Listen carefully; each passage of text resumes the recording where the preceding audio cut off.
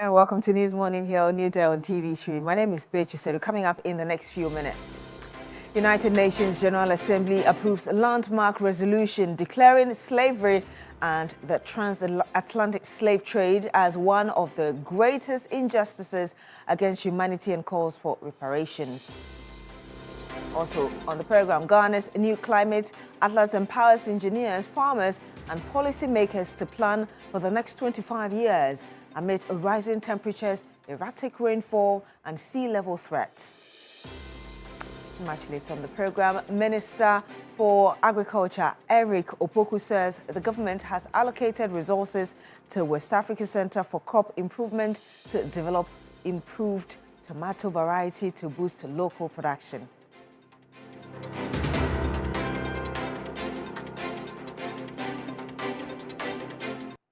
Thank you so much for joining us on the program. Now, the Minister for Food and Agriculture, Eric Opoku, says the government has allocated resources to the West Africa Center for Crop Improvement to develop and invest in an improved tomato variety aimed at boosting local production. The minister was responding to a statement on the floor of Parliament. Of approximately 300,000 metric tons to close before we can attain sufficiency in tomato production in Ghana. But we have to understand, we have to have a better appreciation of the challenge, the root cause of it, before we can prefer the appropriate solution to deal with it. While our counterparts in Burkina Faso are doing 18 tons per hectare, we are doing 8 tons. So what is the problem? The problem is the seed, the variety that is used in the production of tomatoes. And so we have decided, and this morning we had a meeting with Waki of Legon and some of the research institutions, and they have given us the assurance that they can give us a variety that can give us more than 20 tons per hectare. Yeah. More than 20 tons per hectare. So we are asking, we are committing them, we have made some resources available to ensure that we develop that variety to bring a lasting solution to the problem. Yes, the Domestic Violence and Victim Support Unit, DOVSU, of the Ghana Police Court has ordered a Laboni Senior High School French tutor Godwin Adigble to open his defense after establishing that he has a case to answer for the charge of indecent assault against the 16-year-old student of the school. Lawyers of the 45-year-old filed a submission of no case after the prosecution closed its case. Lord Edwasari was in court and brought us this report. 45-year-old Godwin Adigble is on a 50,000 cedis bail after pleading not guilty to the charge of indecent assault of the 16-year-old Laboni Senior High School student. In court on Wednesday, March 25, defense lawyers led by Ernest Besemete argued in the submission of no case that the prosecution, among other things, failed to prove that the accused unlawfully touched or assaulted the victim. He noted that the prosecution could not prove that the alleged touching was indecent in nature and that the act was done without consent or by force, threat, intimidation, or coercion. The defense also argued that despite the alleged victim's testimony that she was kissed roughly, dragged against her will, and forced into a storeroom and then pushed onto a bed, under cross-examination, no consistent account was maintained on how the alleged acts occurred. He prayed the courts to take cognizance of the inconsistencies in the narratives of the complainant, the alleged victim, and the prosecution's failure to present compelling evidence in the matter, and uphold their submission of no case. After listening to the arguments of the defense lawyers, the court held that the prosecution had established a prima facie against the accused person and ordered him to open his defense. The judge then ordered the lawyers to file the defense and adjourn the case to April 22 for trial to start. Lord Edwasari, TV3 News, Accra. We stay at the court, and the Gbese District Court has dismissed a preliminary objection filed by lawyers of Frederick Kumi, also known as Abu Trika, against extradition proceedings. The lawyers had argued that per the UK and US Extradition Treaty of 1931, as well as the Extradition Act 1960 being enforced in Ghana, The charges leveled against Abu Trika are not extraditable offences. Lord Edwasari again. Abu Trika has been charged with conspiracy to commit wire fraud and money laundering involving an $8 million romance scam in the United States. He is said to have duped elderly U.S. nationals and, by request from the FBI, is to be extradited to answer for the alleged crimes. But his defense lawyers argue that neither wire fraud nor money laundering is expressly listed as an extraditable offense, and that the inclusion of conspiracy is limited to specific categories that do not apply in this case. In her ruling, however, the presiding magistrate, Anna Akosia Apia Anefi, explained that offenses of money laundering and conspiracy to commit wire fraud had been outlined in the UN Treaty, Article 5 and 6. Article 5 explains the criminalization of participation in an organized criminal group, while Article 6 outlines the criminalization of the laundering of proceeds of crime. She added that Section 54 of Act 1044 specifically makes money laundering an extraditable offense. A lawyer for Abu Trika expressed disappointment at the ruling. So we applied for the full ruling, and we'll see our next step to take. We are in court on Friday regarding her directions on all the AGs filed and their written address regarding the extradition process. We have also raised an issue with that the court shouldn't Section 184 of the Criminal Procedure Act. It shouldn't be on record, and the judge overruled that. With the dismissal of the preliminary objection to the extradition proceedings, the case will continue. Lord Idwasari, TV3 News, Accra. Now, the United Nations General Assembly has approved a landmark resolution spearheaded by Ghana that formally declares slavery and the transatlantic slave trade as one of the greatest injustices against humanity. Foreign Affairs Minister Samuel Okudzeto-Ablakwa spoke with the media after the vote on Wednesday. With the adoption of this resolution, Resolution A/80/L48, we have not simply passed a text, we have affirmed a truth. We have chosen remembrance over silence, dignity over erasure, and shared humanity over division. We have advanced the cause of justice, and we have done that so emphatically. Those who voted in favor, 123 member states of the United Nations. 52 abstained, and only 3 voted against. This is an emphatic victory for justice. And our ancestors, Africans, and all people of African descent are today honored that our humanity and our dignity have been restored.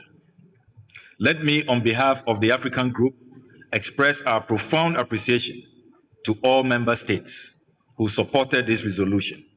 We wish to thank those who engage in its consideration in a spirit of dialogue, reflection, and good faith. We acknowledge that views differed during this process, and we note the positions taken by delegations that were not in a position to support the resolution at this time. The adoption of this text is not an arrival at a destination, but rather a major step in our ongoing journey and collective conversation for reparatory justice. Now, Parliament has passed the Value for Money Office Bill 2026, clearing the way for the creation of an independent body to strengthen oversight of public spending and procurement. Finance Minister Dr. Kasia Latoforsen in February this year presented the bill to the House. He indicated that it is designed to address long-standing issues such as inflated contracts, project abandonment, cost overruns and wasteful expenditure. The new Value for Money Office will function as an independent oversight institution with the authority to conduct value for money assessments and issue mandatory certificates before major government contracts are awarded. It will also monitor compliance and enforce sanctions where violations occur. The bill was taken through the consideration stage, the third reading, and passed. The office is expected to play a critical role in improving public financial management and ensuring that government projects are completed on time and deliver tangible benefits to citizens. Now, imagine being able to tell an engineer or a farmer exactly how much rain will fall in his town 25 years from now before he lays a single pipe or crop. That vision is no longer science fiction. Ghana's own climate data is painting a stark picture, and experts warn that the window for action is narrowing faster than many of us realize.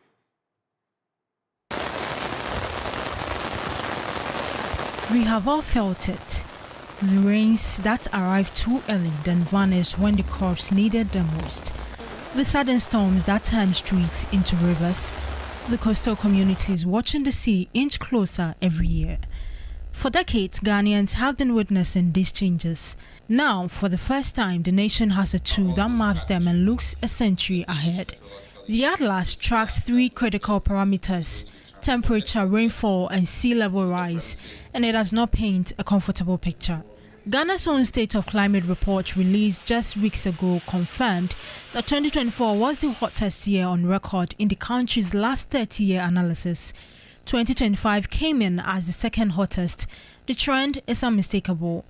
But the Atlas is not just a warning, it is a working tool built for the people who make decisions that shape Ghanaian lives. If we don't take certain measures today, temperatures are going to keep on rising, and its effect is this erratic rainfall, and rainfall coming the time that you don't need it, and it coming the time you need it, you may not have the rainfall, and then it comes with a lot of wind and storm, thunder, and that can create a very unpleasant situation for the country.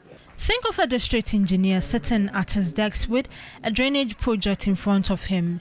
Today he can open this atlas, look up his district and find out how intense the rainfall in that community is expected to be over the next 25 years. That information could mean the difference between infrastructure that holds and infrastructure that collapses the first time a storm hits. If an engineer in, say, Doma Hinkro, Doma district is planning, and he wants to see how maybe he's designing a drainage, he wants to see how the rainfall is going to be in the next 25 years, he can get it from the atlas to have an idea how the rainfall is going to be, to inform how he should design the drainage to be able to accommodate the rainfall that is to be expected in 25 years from now. The picture they see demands that Ghana's policymakers prepare adequately for the future.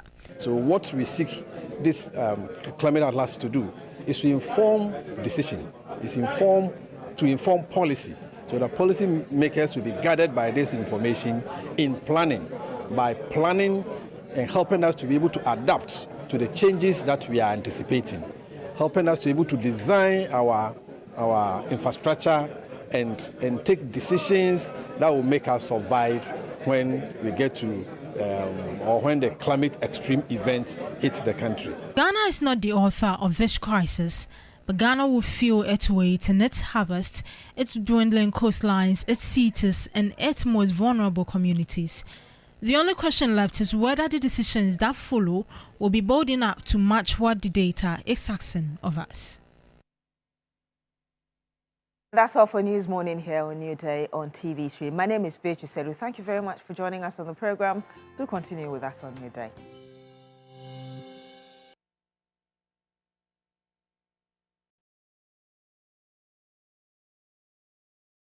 Welcome to NLA 590 Mobile. Today, we will discuss how you can win cash by playing 590 on your phone or online. Visit 590mobile.com.gh or dial *959# on any handset or network and choose option 7 on the menu for PERM 3. PERMing allows you to increase your chances of a winning combination. PERM 3 gives you 2,100 times your stake amount when 3 or more numbers from your selection appear in any order. You need to select from 4 or up to a maximum of 10 numbers, all between 1 to 90, to play PERM 3. Thank you for your attention. And remember, you can stake your favorite NLA 590 lottery on your phone or online right now. All wins are paid same day, in full and direct to your Momo. Please dial 030-824-9477. For any assistance, 590 Mobile and Downsem. Life can be giving it to you with like that, and everything on you will be affected big time.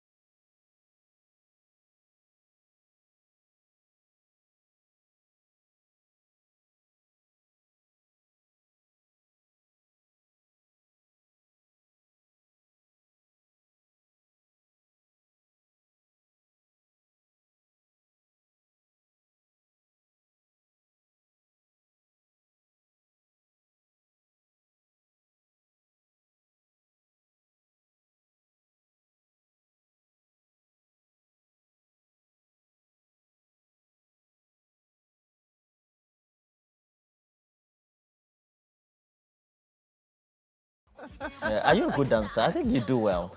All women know how to dance. You just shake a little of your... And the body moves. And then you shake small, no, the body moves. For somebody like me who has no rhythm in my body, it's hard.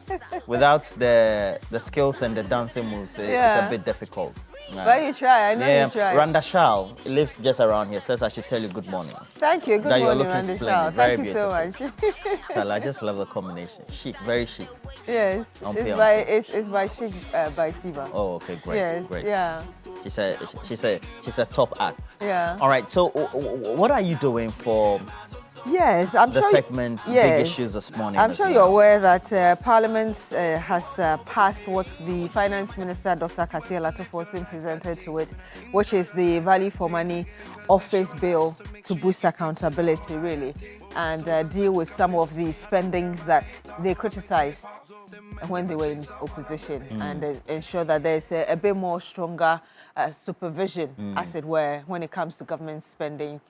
So there will be an independent body, there will be a certificate, you know, to confirm that indeed this is what you're going to be doing. So we'll be looking into this very passage and what it means for us as a country, looking at how we are spending our monies and dealing with corruption, among others.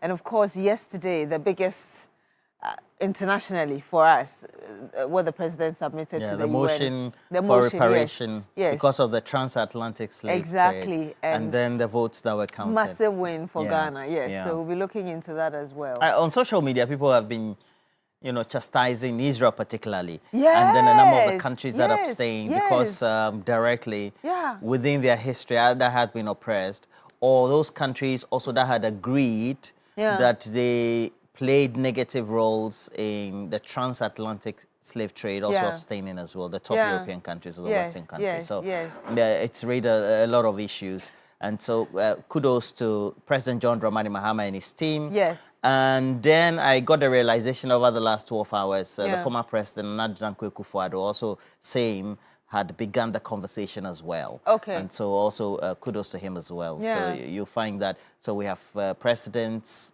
of Ghana who undertake a number of actions that ultimately get international credibility and then notice, and that's very critical for what we are doing as a country. I am hoping that maybe we can ride on this and do even greater things. Exactly, I'm just super excited that irrespective of the fact that we had how many, 52 abstaining, 3 voting against us, we still had more than 150 people saying yes to this, and obviously it's being registered in the history books for us. So I'm excited about that. Well, certainly. Jane Ampofi-Duku is with the Ghana Health Service, works with us in the central region. That's Cape Coast. Good morning to Jane Ampofi-Duku, great lady. And John Agringi, your wife is called Julia Dayamba. You're in Kumasi. Good morning to you as well. So wishing you all the best for the day. But for this morning segment, perhaps we can talk about a number of things that have been happening so far. You know, about 3 years ago, myself and Johnny, we had a number of the scholarship beneficiaries get in touch with us with evidence that they were not being given their stipend, so to speak, to even the point that their schools wrote to them. I mean, it was back to back, I remember. Yeah. So we did just a number of exposés on that. We even called the current member of parliament for Ibuakwa South, who then was the director of scholarships or something like that.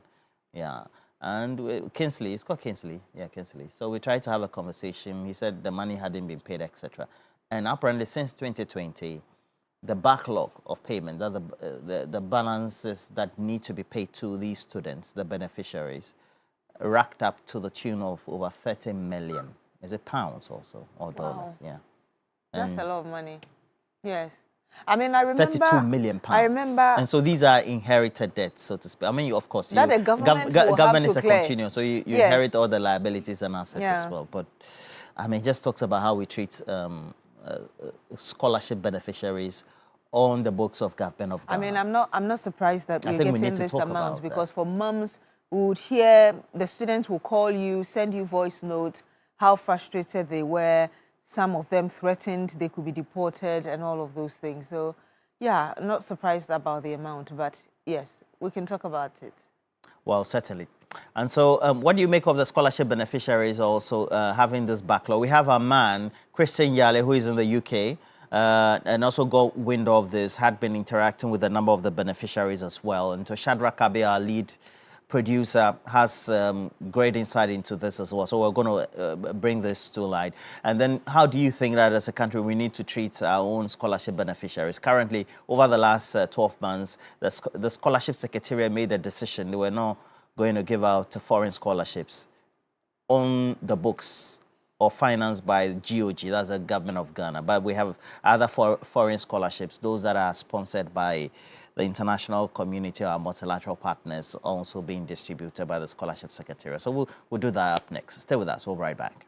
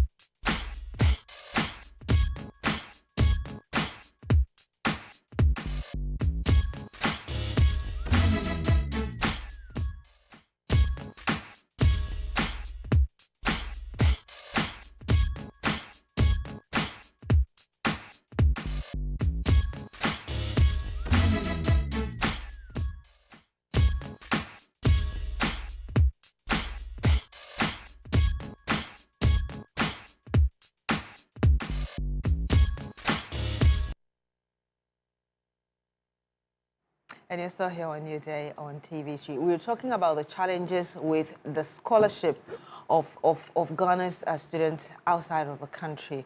And like we were saying earlier, I'm sure if you've been monitoring the news over the months and years, we've seen and heard people who are on scholarship outside of Ghana calling in and telling us of the challenges, accommodation, feeding, and even their fees. And all of these have culminated into an amount of about £32 million that the current government will have to pay because these were arrears that were not cleared by the previous government. And so we want to ask you, what do you make of this? And really moving forward, what do we need to do to ensure that when we send people outside of the country with the promise of taking care of them, we will meet that promise or fulfill that promise? Let's watch this. That continually. I mean, we do that. We even engage the schools themselves, not only the students. We engage the students, we engage the schools, and I believe we're trying to find. We'll find a solution to that very soon. But it's not an easy task. All the schools want is for them to be paid. It's all about money. You get money to pay the arrears that we owe the schools way back from 2020 to now. So if we are able to clear, I don't think any of them will find themselves in that kind of situation anymore. We are doing what we can as a commission to get money to clear those debts. And I think you know about how much we owe the schools. I mean, it's like a whole ministry's budget. You know, we're talking about £32 million. That is a lot. But we are trying just to make sure we clear those debts so that the children can go home. Because of that, I think since 2025, they've not been able to give any scholarship into this country. Because no school will accept you if you owe others. So we'll do everything that we can to make sure this particular program is fulfilled. Watched there, His Excellency Tobias Kwanzaa. He's the Deputy High Commissioner to the UK from Ghana, of course, sharing his thoughts with us on this matter. The phone lines are activated. Call in and share your thoughts with us. But really, this is a serious matter. Yes, it is. Because for many of the times that we did those exposés, you'll find that the UK universities or schools that the Ghanaians were attending or had been admitted to had written to the Ghanaian scholarship holders that they needed to pack bag and baggage and leave school, and even threatened that their admission will be revoked. Yeah. And then subsequently, for those who were continuing students, their continuation of the school was also going to be revoked. And it made life quite difficult for them. And you know, the thing we've done in the Fourth Republic is that for many of the times, following the investigations we did, the beneficiaries of these scholarships were aligned to the political parties. I mean, mainly, not everybody else. And that is why we had scholarship scandals and things like that. Yeah. So many of them couldn't complain because they were affiliated to the governing party. And it happens throughout the period, okay? So because of that, incessantly, those who tend to complain will have to complain on condition of anonymity. Yes. So for many of the times when we did the interaction, myself and John Hughes, we did the interactions on anonymity. All right, so we had to cover or even muffle their voices even before we spoke to them, etc. And it's a key concern. Yeah. You know, because the UK has a policy where even though the intention of the Ghanaian students are that when we finish school, we will inordinately breach immigration rules and try to sneak into the system, they make it difficult for you to be able to do that these days. As a result of that, the students get stranded. They don't have adequate papers. They have to resort to other illegal means to be able to regularize their stay in the UK. And I think that the government of Ghana owes them a duty, irrespective of which government, even though we know that this had been accruals from 2020, they are citizens of Ghana. And we need to make sure that we give them that sense of responsibility as a country to be in a position where we are able to create the needed condition for them to study. The second one is that we need to make sure that we bond these beneficiaries so that when you're a beneficiary of a scholarship on the bursary of the government of Ghana, at least you come back home and then you can go back to the UK or wherever you studied after you've served your bond. It's very important that we do that for accountability purposes. It also helps really others who may need that same opportunity to be back, because we've seen how countries have decided to restrict visa issuance to citizens of certain countries because of overstaying their visas, among others. And so, yes, I agree with that view. But I think we do have Peter T on the line. Good morning to you, Peter T. Thank you for joining us. Hello. Hi, Peter T. We can hear you. Good morning. Yeah, Beatrice. Yes. Now, Charlie, your outfits are not bad at all. Thank you. Very beautiful ones. That is why Roland cannot take his eyes on your side. You know. Oh, really? You saw that on screen? Okay. You like propaganda, Alaji. Alaji Yaokondo's protege. Anyway, let me see what you have mentioned. Let me take that opportunity to say good morning to him. You know. And the National Democrat, you know, he's the director for election. And then Mr. Emmanuel Ashali Tete, Greater Accra Regional Liaison Officer, National Security. Finally, Chief Executive for LG Bank, Honorable Sylvester Benson. Roland, I think that if we need to justify our inclusion and then reaffirm our support to indicate that we are truly law-abiding citizens, when even we are performing outside or having international assignment. Because what is happening today, I think that this administration should wake up, because it seems people are sabotaging the system. And all these embarrassment that the students are facing today, with their loans and money that are supposed to be given to them, which are due to them, are the cost of the previous administration, Nanado and Baumia administration. Look at the chunk of money that is looted this country. And I think that if these monies are being saved, or nobody has touched this, today we will not be facing this problem. But you see, all said and done, I want this administration to ensure that all the past mistakes and the wrongs are corrected. And I know John Mama is capable of handling these issues. I listen to the authorities in charge of this scholarship, and we cannot allow this to continue. Let us be up and doing, and I know we will fix it, and this government must fix it in even the research agenda. Thank you so much. Let me allow the other listeners and callers to also come in. Thank you very much. Thank you very much, Peter T, for calling in and for sharing your thoughts with us as well. I think we do have another person on the line, Stanley from Wali Wali. Good morning to you, Stanley. Thank you for joining us. Please share your thoughts with us. Good morning, madam. How are you? Good morning. Doing very well. How are you? I'm fine too. And that was Roland. And then Madam Cookie. Where is she today? Cookie is on leave. Yes. Okay. Then you give good care for me. So having said that, I also want to urge on the government that they should try and then make sure the monies are paid, because this is very embarrassing to the country. They should try and do that. It's not good for the image of Ghana at all. And then I'm also very happy that they are trying to reform, the scholarship. People that are supposed to, benefit from it, we're not giving. You understand? Because it is meant for needed but brilliant students. But in the past, we saw that they gave, these scholarships to MPs. You understand? To even ministers to go out and then study. And these people could have afforded for themselves, but they use our taxpayers' money to sponsor for them. So that is not good at all. And I also want to urge upon the government that they should make sure that the courses that they go out to do, you see, some of the courses, you have them here in Ghana.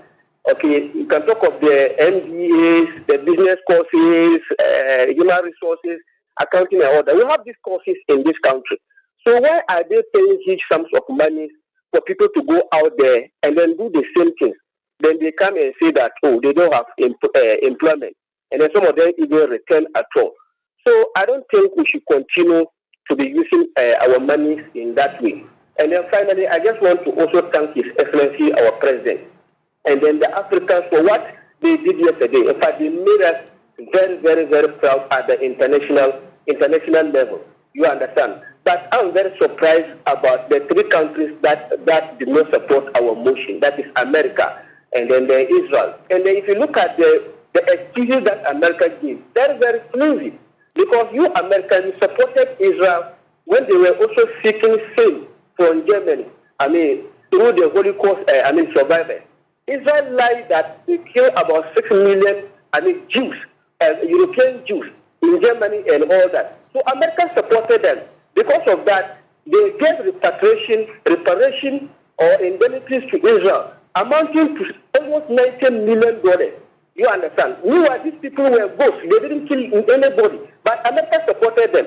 Today, Israel is enjoying the money. But you can all see that, yes, Americans, Ghanaians, and then Africans, we suffered for this Atlantic trade and all that. But they say that we don't qualify for it. But I'm very happy that the president managed to get several countries support our motion. Look, this money, we're not even talking of money. When we say reparation, it can even be simple government presidential apology, formal apology to African countries. We're not talking of money and all that. So I'm very, very happy about the success that we talked yesterday. Thank you. Thank you. Thank you so much, Stanley, calling in from Wali Wali, and for those thoughts that you shared with us, touching on the scholarship bit. And we're going to share some of the letters that the universities at the time had written to some of the students. And so these are arrears, all right? And you'll find that some of the students had finished school and they still are owed arrears by the scholarship secretariat, i.e. the government of Ghana. Yeah. It's a very serious issue. And Richard William Kukuti, good morning to you. I like the word by, I think, Stanley, saying that it's embarrassing, or was it Peter T who used that word, that we'll find ourselves in this position. Yes. So call in, share your thoughts with us, and moving forward, how you think we can prevent this from happening. We do have Francis on the line. Good morning to you, Francis. Thank you so much for joining us. Yes, good morning. Yeah. Please tell us where you're calling us from. Very well, thank you. Good morning. Well, how are you doing? I'm well. Good. You see the issue of this, what's the name? A scholarship issue. That the government is owing some amount of money. The president went to the UN General Assembly and laid a resolution concerning the slave trade to be recognized as the biggest crime. Now, our brothers or our forefathers who were taken from Africa as a slaves were the best of the best, the strongest, who could fit into that system and work for them, for their nations to develop. And that is what they did. The question I keep asking is, after reading all these resolutions, has the slave trade ended truly in Africa? Today, the whole of the continent of Africa, under the umbrella of what? A scholarship, we send our best students to those countries with the intention that they are going to learn from those people that are slavers. And after they finish, they don't come back to this country to say, because the people have their need. They know what will give them to do and they won't come back. So has slavery actually ended in Africa? Recently, this Achimot, the Rasta guy who was being denied education because of his dreadlock, he's in University of Pennsylvania, who has developed one of the powerful processors. We will say the brain of the computer. Do you think that young man will finish and come back to Ghana? So he will be there and his knowledge will benefit their system. And when they are done, they have a way of disposing them off. After they tap all the knowledge from these students or these blacks that are taken under the disguise of a scholarship to that country, they finish, they have a way for me to maintain them, to benefit them. And what does Africa as a continent get in return of all the scholarships that will be given? And these scholarships are given out not on the basis of the weak students, but the best. The best students are taken out in the name of a scholarship, and they never get to return to this country. They invent all the technology, do all the things there. And when they are old, they tap all the knowledge from that they need from them, they release them back to Africa. And they come and serve on board chairs and advising here and there. Means we don't see any of their impact. So if the president, Africa is truly demanding for reparation, they should stop sending the best students there. Refer to the health minister, they see some doctors out to go and work. It's not the best 5 years experience. We don't need better medical care. So we should stop dilly-dallying about issues. Let's keep the best brain here, train them here to benefit the system and stop this scholarship. It's a form of slavery in the modern day, where the best are taken out and the weak are left behind, and Africa continues to be this weak. Thank you. Thank you very much, Francis. Thank you very much. Thank you. Thank you for calling in and for sharing that as well with us. We do have Abdul Manan on the line. Good morning, Abdul. Please tell us where you're calling us from and your thought. Good morning, Beatrice and Roland. My name is Abdul Manan, calling from Wa. Okay, good morning. I hope Wa is well this morning. Oh, Wa is cool. Aziz Donald said I should send his greetings to you, and he will be sending his message soon. Oh, I see. All right, thank you. So let me say good morning to you and all the crew of TV3. I want to really commend you people. If heaven is one, you people are in heaven already, because the kind of good work you have been doing for Mother Ghana is great. And I want to comment on this scholarship issue. I think, to me, some of the courses that people pursue outside the country, which some of these our university in Ghana pursue the same courses. I don't see necessary that they should be granting people to go and do courses outside when some of our university in Ghana here run same courses. So they should only do courses that we don't do within the country. And some of the people who they grant scholarship, they are people who can already afford to pay their own fees. So I don't see the need. They should be just like what my brother Shani from Walwali was saying. Some of the people they granted, people like MPs and the rest, they can pay their own fees. So to me, they should even trace those people to refund money the government has paid to them. Because all of us want the betterment of this country, because we have no other country than Ghana. I think we should do things that will benefit all of us. And then let me use this final opportunity to extend some greetings to my MP Honorable Mohammed Adam Sokwaru, who happened to be the Deputy Minister for Information and Communication, then Ejidi Tamakulo, MPA, CEO, and then lawyer Abu Juan. Thank you so much. Thank you very much, Abdul Manan, for calling us from WA and for also sharing those thoughts as well with us. We do have John on the line. Good morning to you, John. Please tell us where you're calling us from, what you've got on your mind. My name is John Chipap, calling from Bishogo. Okay, thank you for calling us from Kushewo. Please share your thoughts with us. Right, so looking at what is happening, our system and the way things are happening in Ghana, I'm not supporting. We're sending our best students to other countries.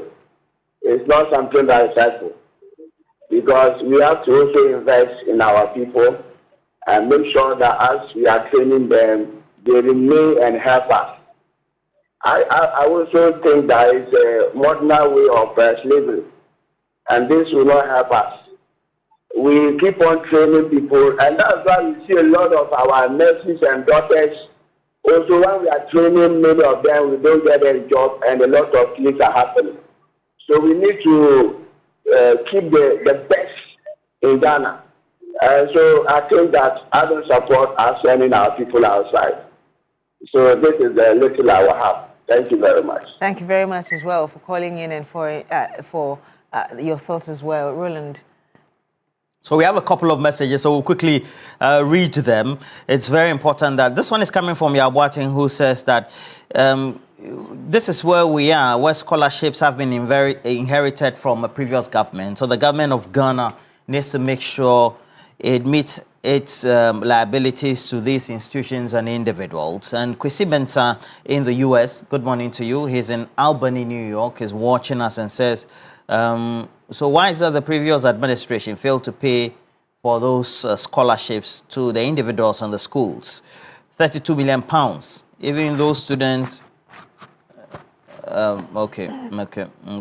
And you are saying the NDC government shouldn't pay. Well, you inherit everything, so we have a couple of... But we'll also take you through some of those letters at the time that had been written to the students by the institutions that they were admitted in. And so we'll take you through quickly as possible. And so this one is coming from the University of Aberdeen. And it says, they note that the students, you have recently successfully completed your degree. However, we are unable to report your successful completion to the UKVI because we've been advised that there is outstanding debt on your student account. This means that you will not be eligible to apply for a graduate route visa. If you wish to apply for the graduate route visa, please ensure that you have cleared all debts before your visa expires and you also leave the United Kingdom. And they ask the student to, make the necessary inquiries and make payments due, etc., etc., etc., etc. Aberdeen. And it says there, this kind regards the International Student Advice and Student Immigration Compliance Team, University of Aberdeen. All right. And then there's another one, from another university, they wrote to the students as well. All right. And we'll bring you that one next onto the screens for you to take a look at. And this one's a final notice. And you are receiving this letter despite numerous attempts from our team to contact yourself and your guarantor. Payment remains outstanding for the room and no update for yourself has been given. This one is for the cubicles or the hostels or the housing accommodation that they have. So due to this, we're now inviting you to a meeting with the senior management to discuss this breach of tenancy. So the student is supposed to collect or be paid the stipend to be able to meet the accommodation needs or payments. Now, due to this, you are being invited to discuss this breach of tenancy. Please note that we reserve the right to pass your debt over to a third-party debt collection agency. Failure to make this meeting may result in us passing the debt onto our partnered debt agency who work internationally to ensure that payment is made by either yourself or your guarantor. You have 48 hours from date of receipt of this letter to contact the team at a setup or to set up a date for your meeting. All right. Please note the meeting must be within the next 48 hours, 72 hours. And it says, kind regards, Unite student. So accommodation provided, you're supposed to be paid, and you don't get the stipends to be paid. So those were issues that were ongoing at the time. So students really were stranded. Some who finished school, they still had outstanding debts. And you know, unlike here where you cannot be traced, even though you have your Ghana card, in the UK you can be traced anywhere. Just use your identity to make a purchase or something, you'll be caught.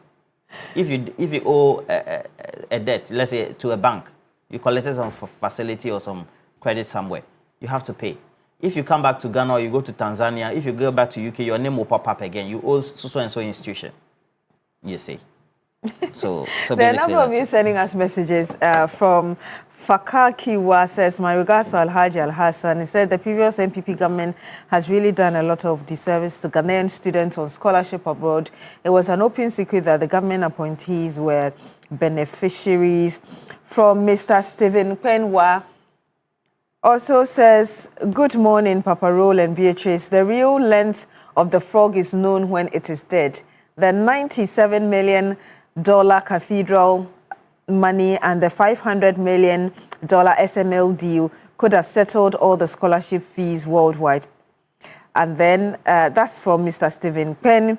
This is coming from Kwamena Acidity Ahafo Atrensia. It says, good morning, Beatrice and Roland. Government must find possible means to pay this scholarship arrears brouhaha. Congratulations to the President John Mahama for leading the reparations efforts at the UN. Ghana and Africa is proud of you. Special greetings to our Regional Minister Charity Gardner. Perhaps I can read this before you come in, Roland. It says from Mr. Simon Yen, also in Y. It says, good morning, Beatrice and Roland. If the previous government did not have enough money for that quantum of scholarships, why roll out so many students? Does it mean it was for political purposes? Going forward, the government should cut it, quote, according to its size. Yeah. Simon Yen in Wa. Aziz Dola, he said he sent a message earlier. He was going to send me his message. Oh. He has sent it. So he says this clearly shows how credible, honest, intelligent, and capable His Excellency John Mahama is.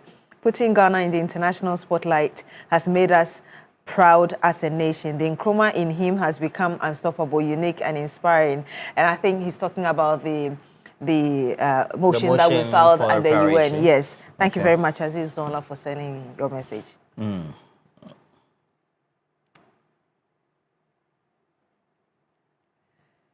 All right, so we'll read a couple of messages more. So this one is coming from Abbas Abogobo in Offense, who says, we thank God Ghana UK scholarship have been frozen. Government, should you have that money to attend needy but brilliant? Government should have that money to attend to needy but brilliant students. But government needs to meet out its responsibilities as the government of Ghana to Ghanaian citizens. It has to be, those monies have to be paid. I know that Kukwasa Fwije has been commenting on this a number of times, but at the end of the day, the government has to make sure that these students are paid and the institutions that they owe are paid. This is government of Ghana debt or liability, so to speak. So they have to be paid. All right, it's very important that is. And then also, Ejaya Ansa says that my cousin was one of those beneficiaries. He was paid only 3 months of scholarship stipends, and they struggled to get the rest paid, but they had to finish their master program and leave.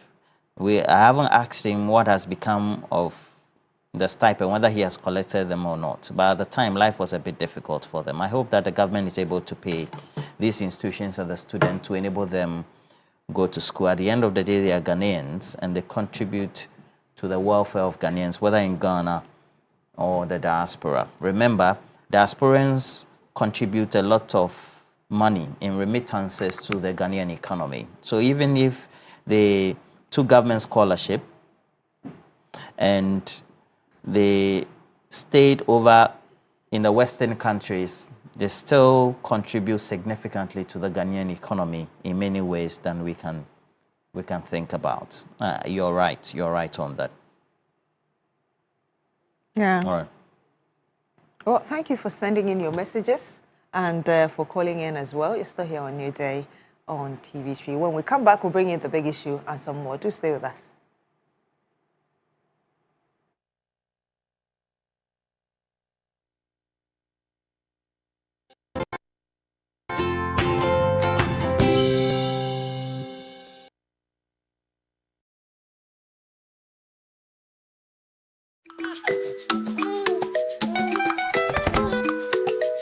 How may I help you today? We'd like to open a bank account.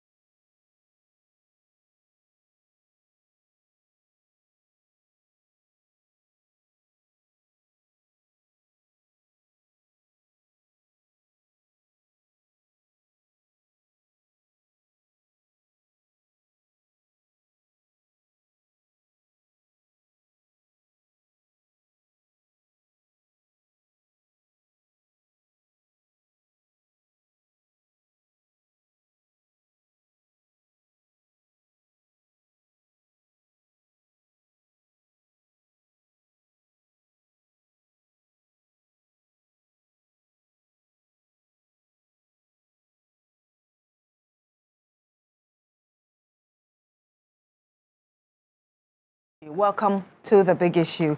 And this morning, we'll be looking at Parliament passing the Value for Money Office Bill 2026 and what that means for the fight against corruption. Also looking at the expenses of the government and how the country wants to ensure that everything that is done is within the law and there are no unnecessary excesses. We'll also be looking at what the country has achieved through President John Mahama submitting that petition, as it were, at the UN to declare that slavery was the greatest injustice to humanity, and the massive support we had there, getting over 150 votes. Of course, 52 countries abstaining and 3 deciding to vote against, including Israel. What this means for Ghana and moving forward, really, how that will play a role in terms of our relationships internationally. I do have on the panel with me Madam Rosalind Imorayana, who is a public interest advocate. She's a regular panelist. Good morning to you, ma'am. It's great to have you. It's always great to be here. Yes, I also do have with me Madam Laruratu Musa Saka, member of the MPP's communications team. Good morning to you, ma'am. Good morning. Thank you very much for joining us. Thank you for having me. We'll be joined very shortly as well by presidential staffer Nana Iya Echampim Jantua. Always late. Her book is here. Her book came ahead of her, so always late. At least she's represented by her book ahead of time. Yes, don't start. But perhaps I can start with you. Really, Parliament passing this bill, of course, which has been passed into law. It was the reason why Nana was late. It was presented. You don't go and pass a bill and not come It was presented by the finance minister in February, and eventually it has been passed. You were late. You were the last person who came. Which car did you bring? Yeah, my own car. Which car? Good morning to you, Nanaya. Thank you for joining us. I'm asking you very well, thank you. You're welcome. And I was asking you my first question really about perhaps how necessary you find this bill which has been passed into law now. Good morning. Good morning, Beatrice. It's good to be here. Good morning to Nana. I know she's missed me, so there's no doubt about it. Auntie Rhoda, good to see you. It's been a while. See you again. And good morning to our viewers. Beatrice, I mean, with the tenets of the New Patriotic Party and as the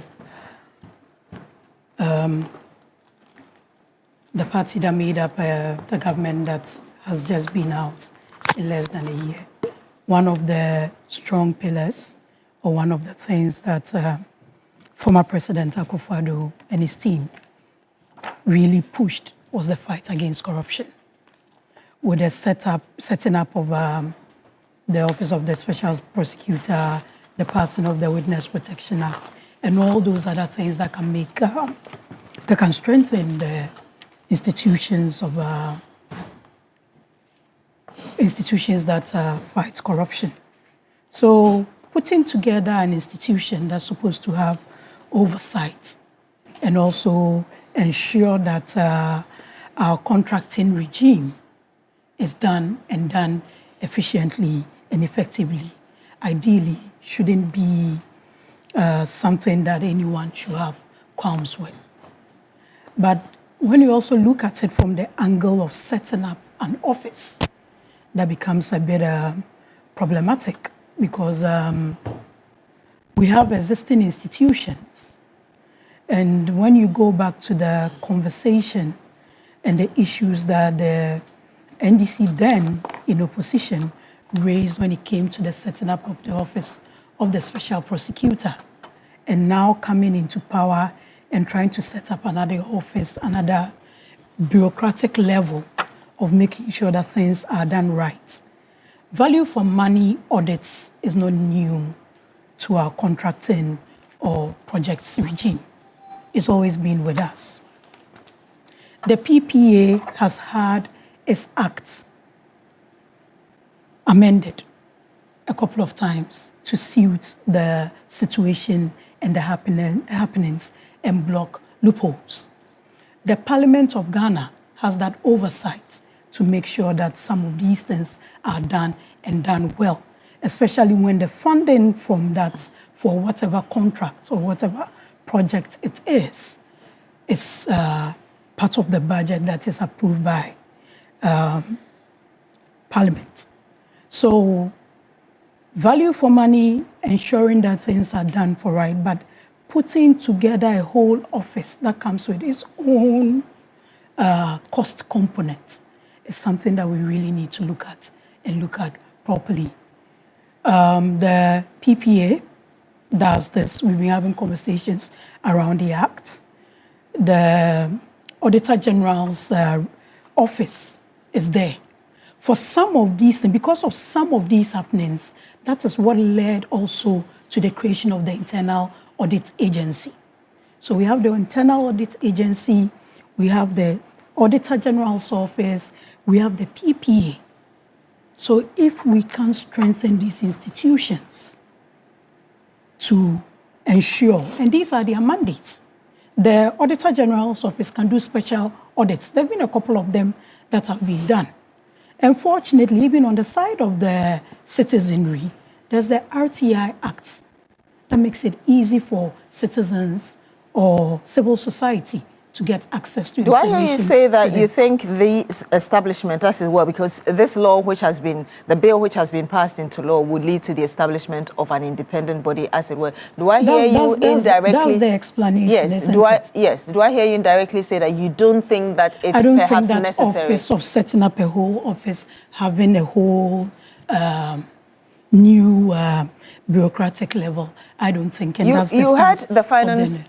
finance minister when he presented the bill in February, and the kind of things he said this was going to look at. You don't think this has become necessary because those institutions you have mentioned were found weakened and couldn't do what they had to do? Weakened by who? Well, you talked about the fact that the MPP government under President John Mahama... by who? Hold on, I'm answering your question. Yes. You talked about the fact that the MPP government under President Akufo-Addo established that it had favor for the fight against corruption by establishing the Office of the Special Prosecutor, among others. But we have information, and we saw what Martin Amidu did, saying that, eventually he had to resign from that position. We saw what Kisie Jabeng eventually holding press conferences and saying at a point that he was Ankonam, which gives the indication that, yes, they might have been established, but they were not given what they needed to function properly. And therefore, the government finds it necessary to establish this. So, Beatrice, with what you're saying, the fact that, for the purpose of argument, let's agree that what you're saying is the situation. Okay, the institutions have been weakened.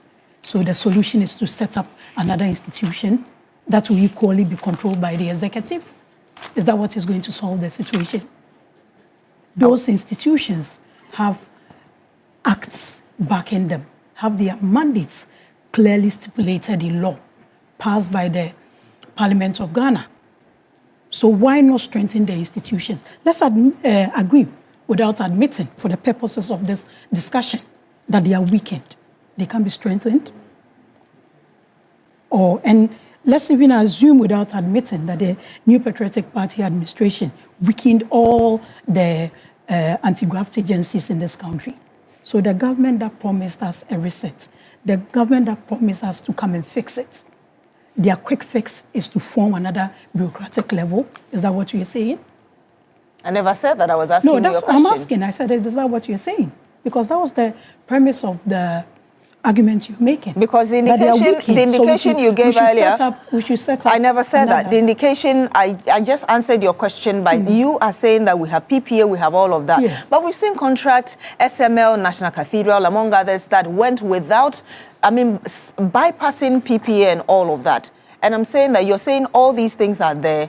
And I was answering your question by saying... I'm also saying, based on the answer you gave me, that there's PPA, there's Auditor General's department, there's an internal audit agency, because at a point in our governance, it became clear that there was a need for those internal checks before it gets to the Auditor General. That's how come the internal audit agency was set up. And all institutions may not necessarily have internal audits. But the key ones have internal audit units across board to make sure that some of these things are done. And I also said that value for money is not new to our dispensation. And even if you go to the Ministry of Finance, there are departments that are there, trained officials that are supposed to ensure some of these things because they implement the budget once it's passed. And I also made it clear that especially when it comes to funds that are passed in the budget for appropriation by Parliament. So that's why I say let's assume, without admitting, all the institutions are we need to create another one.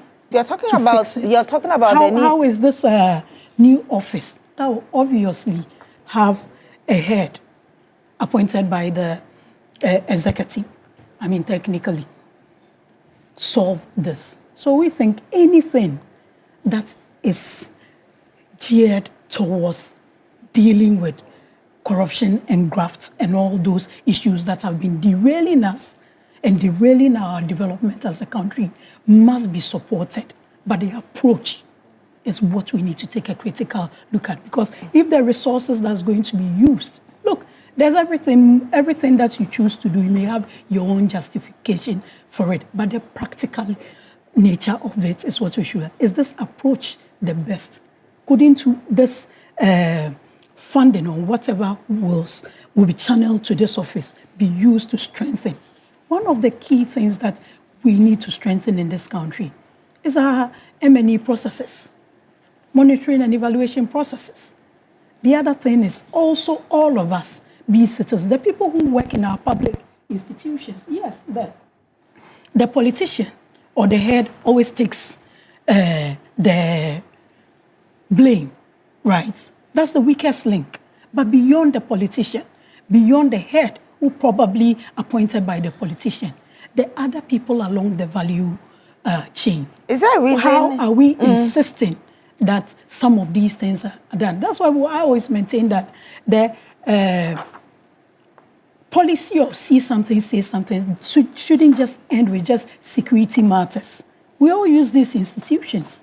We need to all be interested in how our nation is developed. So if someone is doing something untoward at PPA, someone is doing something untoward at Auditor General's Department, we all need to be responsible because at the end of it all, it's your tax, it's my tax that is used to do all those things. It's not anybody's pocket money. You talked about the need to strengthen these institutions and why, for you, the previous government thought that it was necessary to deal with some of these things we are talking about now. Is there a reason we didn't seem to have seen the strengthening, as it were, and the working out of these institutions to an extent that now the current government has had to, as it were, investigate a number of cases, some of which I've even mentioned just in it's a matter of what people want to see and what they want to see. Even at a point that there was a ban on procuring vehicles and other things for institutions in the early days of the Akufo-Addo administration, the Auditor General then, Mr. Domelevo, gave thumbs up to the government for strengthening and building the capacity of the institution for them to do the work that they are doing. Mr. Domelevo was appointed in 2016. He wasn't. He was allowed to work until all those other issues came up, and even that one, all the issues that we're saying, he was due for retirement and all those other issues. You would admit that Mr. Domelevo plus others who fought for him would not agree with how you're explaining things. That's a matter of thing. But when you go into strengthening these institutions, they will tell you, read their reports and all that. Yes, we may not have gotten everything right, but we don't believe that making sure that these institutions work. Yes, let's even assume that we killed everything. We're in opposition now. Ghanaians have punished us for it. Let's assume that we killed every anti-graft agency, every accountability institution in this country. We're in opposition now. The government sitting now promised to fix, to reset.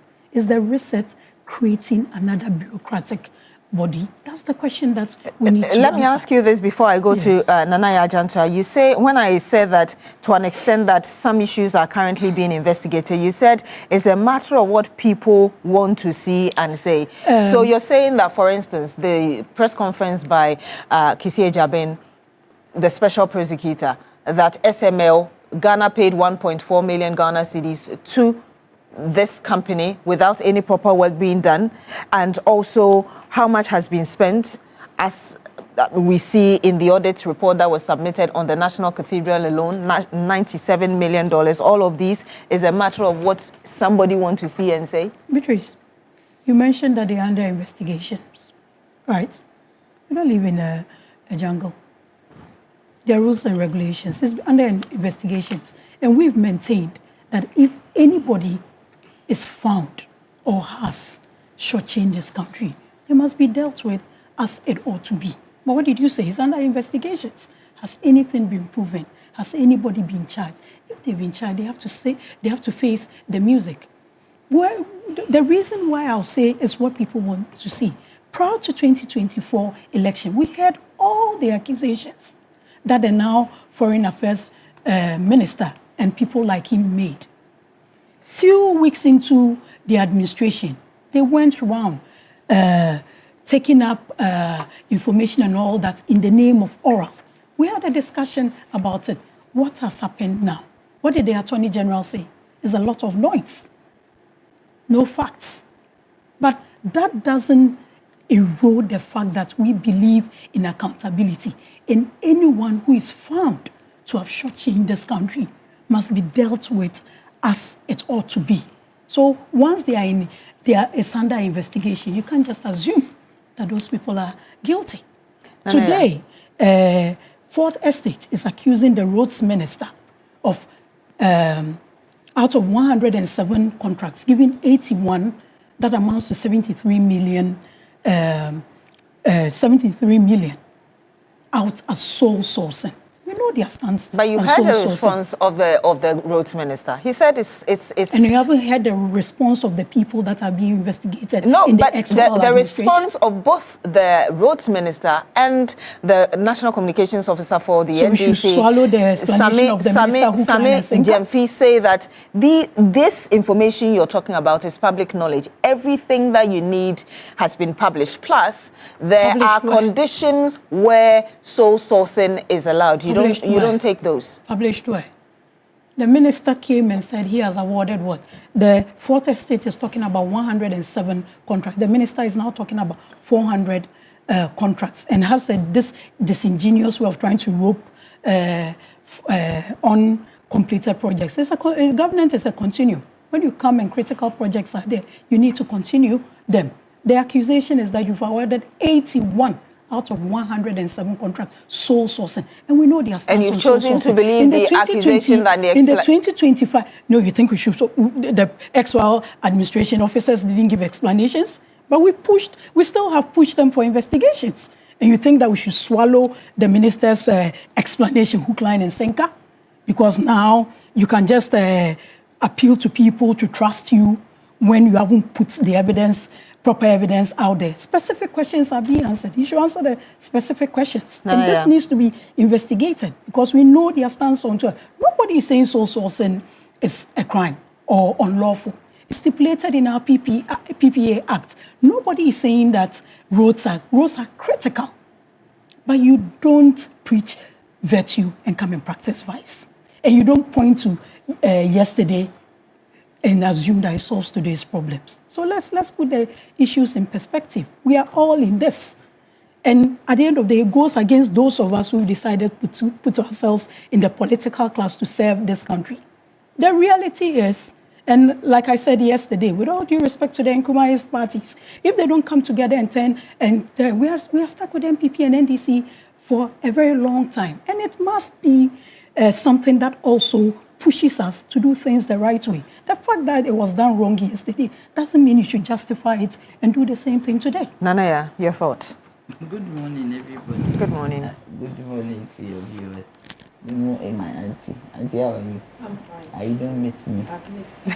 And good morning to Lara. Lara is upset. It's understandable. I'm upset. If you went, no, I just have a craving for kinky once I saw you. Oh, it's okay. Me, this. You don't eat kinky? I do, but my doctor has stopped me, but I still do. Oh, okay.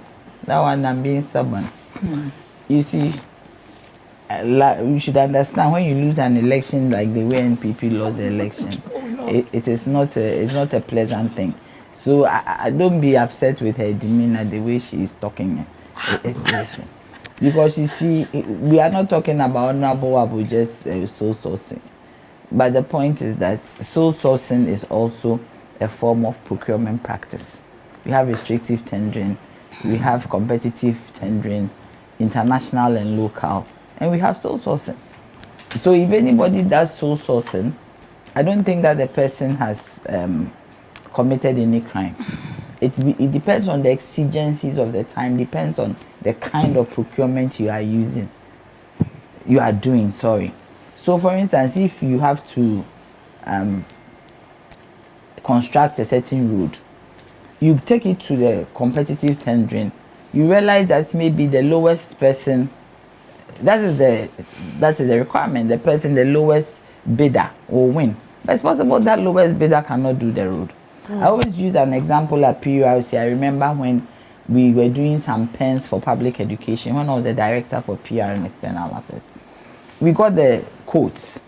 Then we went, as the law says, we went for the lowest bidder. Beatrice, can you imagine when you open the pen, the top pops out?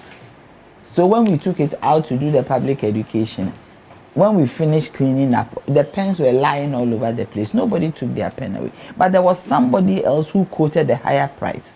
And looking at her samples, it was better than these ones.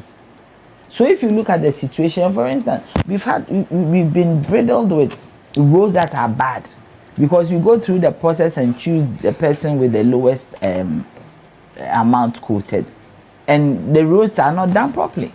Yes, you talk about monitoring and evaluation, but you ask for that amount of money. But when you start, you realize they cannot do it. So you end up finding that we have potholes all over the place. Her argument is that you preached against that while so is that the reason why she's talking? I mean, what is it? Is it good or bad? Let's be able to dichotomize the issue. What I'm seeing the MPP doing is that what you are doing is not wrong, but you are saying that we did it. How did they do it? You are talking about 81 against almost 1,300 sole source contracts. Yesterday I googled over a place like the National Cathedral.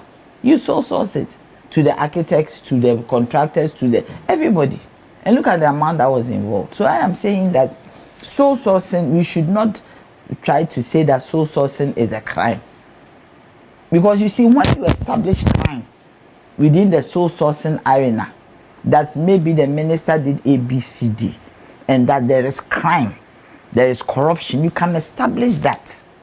Then there's something that we have to look at.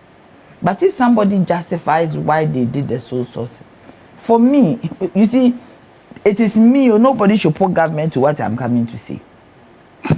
Yes, because you see, sometimes we go through the procurement process and at the end of the day, we don't get value for money. And the country will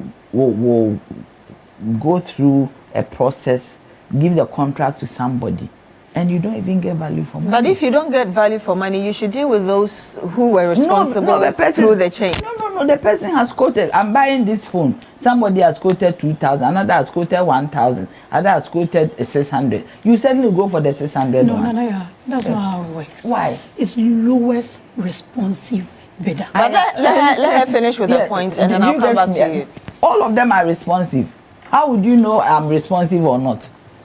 As I quote, the competitive bidding is the person who has the least or moderate or prudent. So how do I know whether you are responsive or not?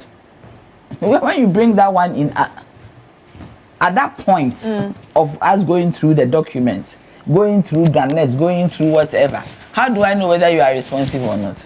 But again, let's come back to the main issue. This is just a specific issue under this. I mean, at the law, she said that, I mean, we have we have PPA, we have other stuff. So why do you set up a new one if you claim you want to really deal with that is a view, but I mean, thinking through it, all the issues, the institutions that she's talking about, they are after the fact too.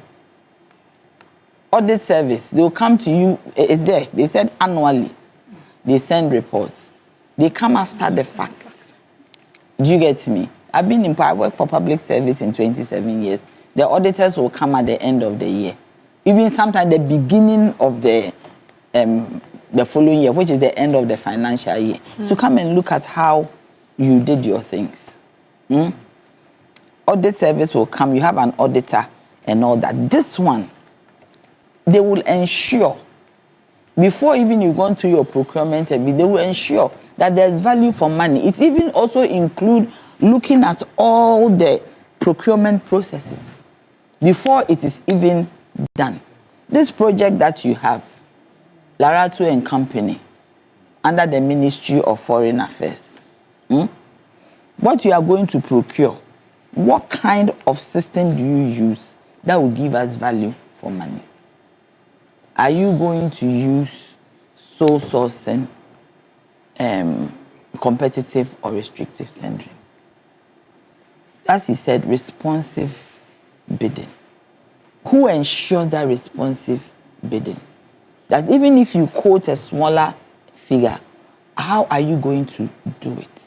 To ensure that there's financial prudence. To ensure that financial administration in the country is done properly, to ensure that the money that goes round is not wasted. Now, are you, with your argument, are you claiming that what you were saying in opposition, perhaps you were saying that, I mean, you criticize sole sourcing, and now we have 44% of Big Push. Big Push is one program. That's what I'm telling you. It is a road, this thing. What lessons have been learned? Maybe the minister should come and tell us that as he sat there, what lesson did he learn? That is why he's going this way. But you didn't know that there could be reasons for sole sourcing, and you criticize it. Now you're using the same I don't think anybody said specifically. Yesterday, did you listen to the communications officer? It is the abuse of it. It is not, it is law. How can anybody say that something that is in law? But it is abuse of it, that every project that went on. 44% is not an abuse? In one sector. Yeah, I'm telling you, no, but we need to find out, even we need to find out, for me, I didn't listen to them, but I'm saying that, find out why did he do that. It's possible he said it. He's gone around the country, he's one minister who was going to look at most of the roads. He knows how these roads were done. He knows who did what. So if he finds out that a certain contractor is good enough, but that contractor cannot go through because he has all the equipment. And if he has all the equipment, not some tabletop equipment, he can do a good road. I always say motorway. When Kwame Nkrumah was doing it, the MPUP at the time said that he's wasting money. Now, how many years down the line, we are still using the motorway? Again, back to the same issue of this law which has been passed. Which law? The concern is that this is a country, and of course we've heard the president talk about the need for us to manage our finances prudently because of the situation we find ourselves in. Going to establish a new office, you're going to get people working there, you're going to get new head. That is extra money on the public purse. This bill is in Parliament, right? It's been passed yesterday. Was it passed? Yes. Okay, I didn't listen to it. If it has been passed, I am saying that the point is, it went to Parliament. How many of them? They looked at it. You think they didn't discuss it? They did. At the committee level, I've lost my sister, so my Jenny. Do you get me? They passed it. They looked at it. It went through the processes. Parliament discussed it. If there was any problem, and I believe that Afenyo Makin would have said no. I haven't heard him say anywhere that we should not set up an institution. That is their leader in Parliament. Do you get me? They also were there. Even if they didn't vote for the bill, they were there. Did you hear any one of them saying that the institution that is going to be set up is wrong? So what you're trying to say is that if Parliament didn't have an issue with it and went ahead to pass that is what I'm saying. saying. There's no problem with it. There shouldn't be a problem, because I'm saying that all the audits is special prosecutor. When do you go to special prosecutor? When you have done something, the work, when you have executed the contract. Politicians, when you have supervised the execution of a contract, that is when you do something untoward, that is when the special prosecutor would what? Come for you, investigate you. That why did you spend maybe 2 cedis instead of 4? And even Laratu said something, even when you go there, it is not automatic that you are guilty. If you're able to justify why you did this because of that. You see, this institution is even going to cure that. There are times that you go for procurement, then you realize that when you are doing the thing, you have to buy it. Do you understand me? So this one, most of the institutions we have, audit service, what is the name? Special prosecutor, auditor general. When does the auditor general report comes out? It comes out at the beginning of the next year. And that is when we see all those things. But this institution is going to be there. Procurement, you've gone through the procurement process. This is what you are going to do. You are going to ensure that this is right, that is wrong, this is right, that is wrong. You see, the procurement processes, there are laws. There are laws that govern the work of the procurement authority. I don't think that they themselves can even evaluate themselves. So this institution is going to help do that. You can have an institution and be prudent. It's not every institution that is big. Some institutions are very small, but they're very efficient. I want to get your thoughts, Madam Ayana. When the Finance Minister, Dr. Kasia Latofosin, presented this bill in Parliament in February, he told us that it will help check cost overruns, project abandonment, wasteful expenditure, among others. I mean, to what extent do you see this doing this? Good morning to our cherished viewers and to us. Yeah. Beatrice, when I heard of the new office, I had to do a bit of reflection.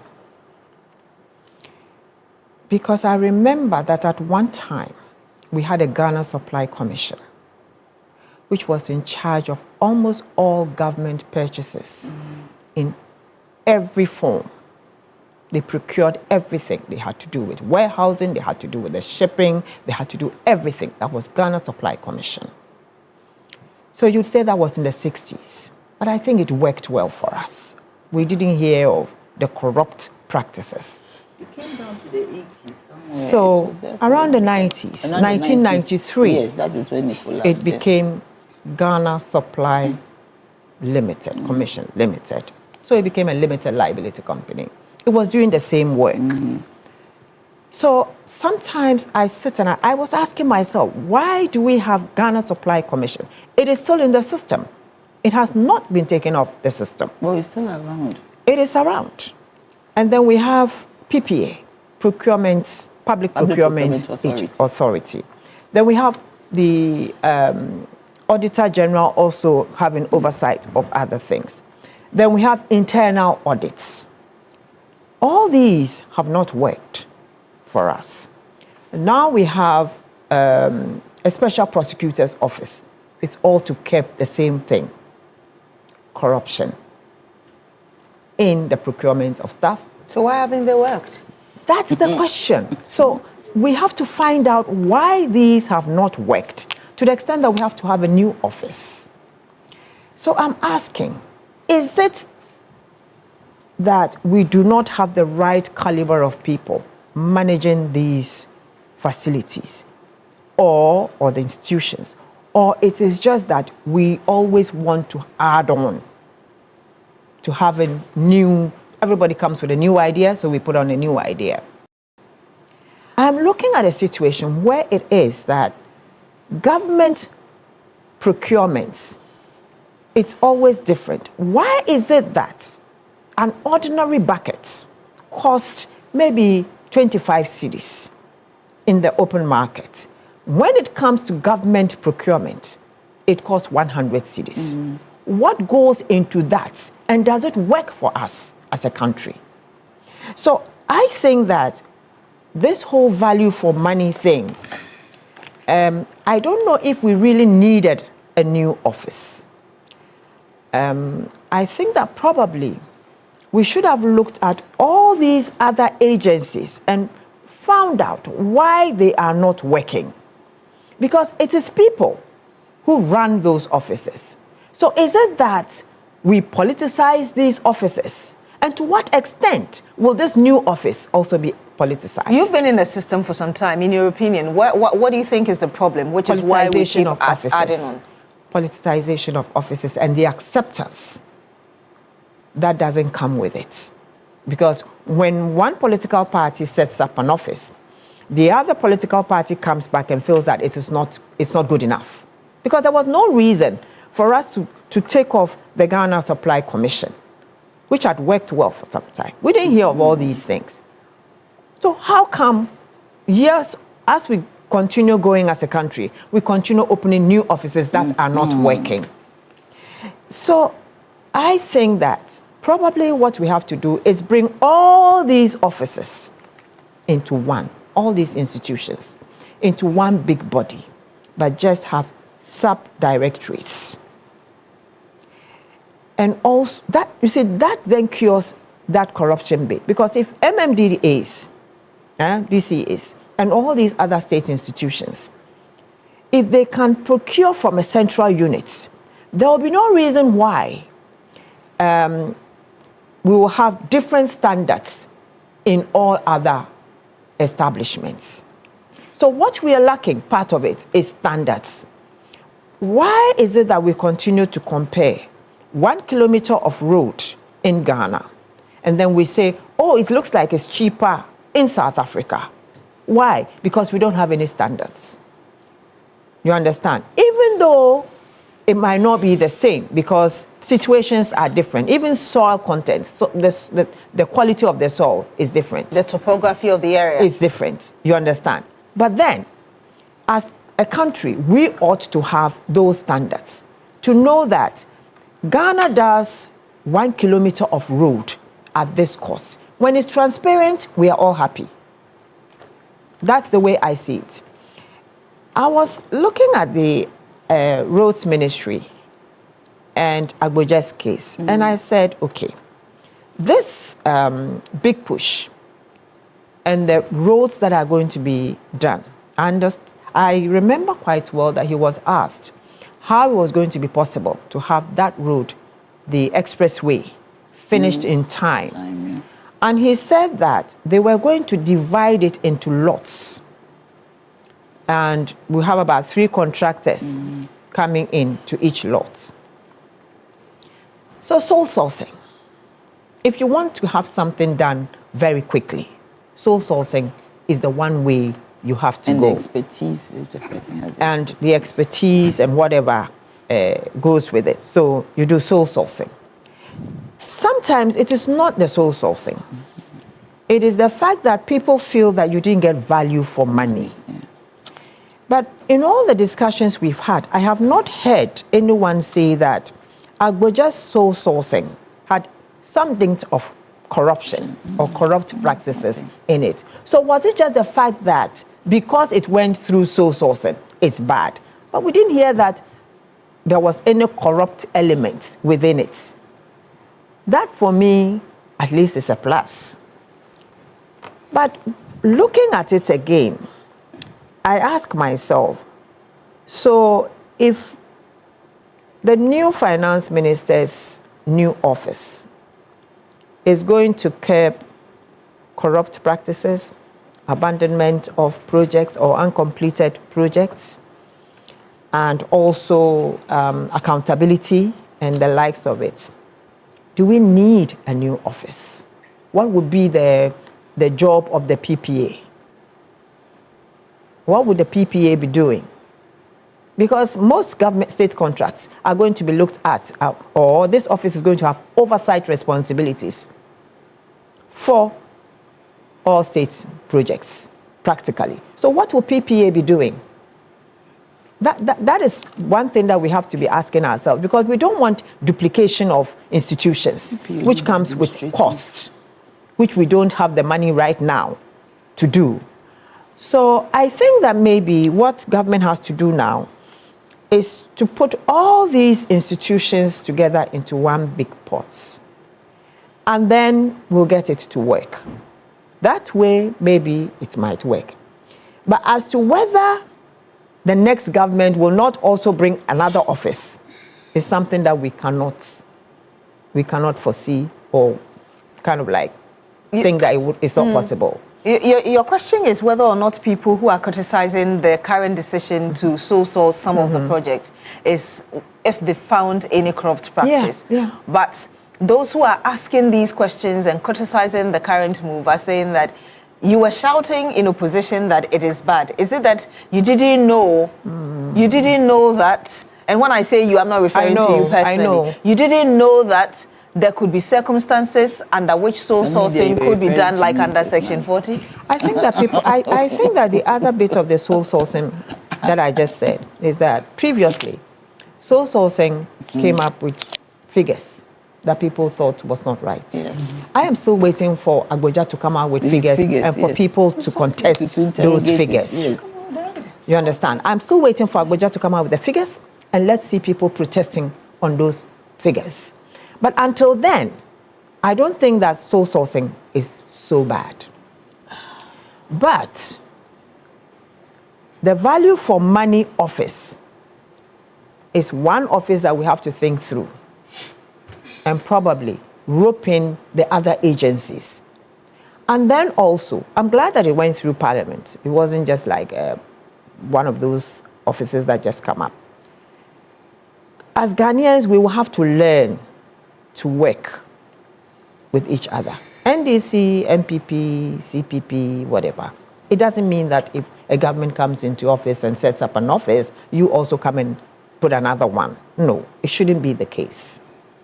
So I think going forward, we should look at the value for money office properly.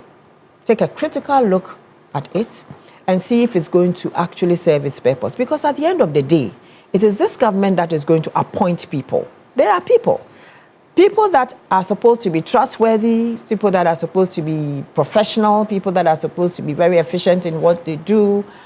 But that was exactly the same things that we had when we were having PPA. We felt that we're having people who were honest, people who were going to be very efficient, professional. But at the end of the day, we all saw all manner of things happening. To what extent do you believe impunity has contributed to where we are?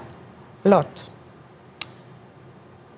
A lot of it has been that impunity within us and that self-centeredness within the setup, where we virtually have an entitlement, mentality that this project or this office that I am handling is mine.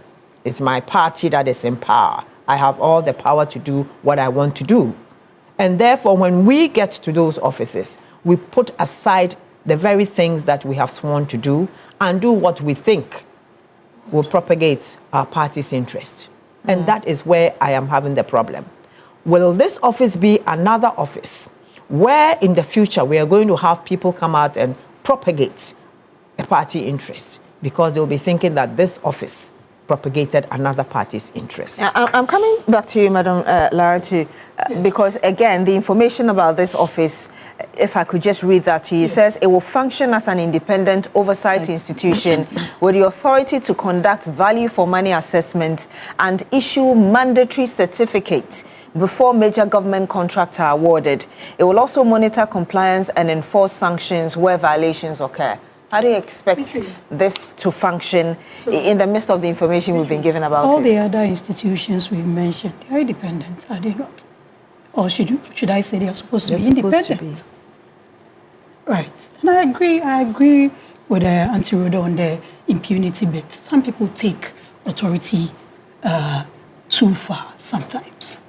But to go back to what Nanaya was saying, and I'll forgive her because she's bereaved and condolences to her. So you forgive her on what exactly? For saying that minority in parliament didn't say anything about this bill. She didn't hear. I'm not saying, so I forgive her. She's bereaved. I didn't say they didn't condolences say, please, to her. Please. I didn't say, don't start your thing. So can I go? No, you can't go. I think she, okay, I said that the creation of the office. Do you get the creation of an office? Everybody heard that this bill has been put before Parliament, and we're all happy that it has been put before Parliament. Do you get me? I also said something that you don't want to listen. Most of audit service, procurement. Procurement is a creation of World Bank something. I think IMF, World Bank, PPA.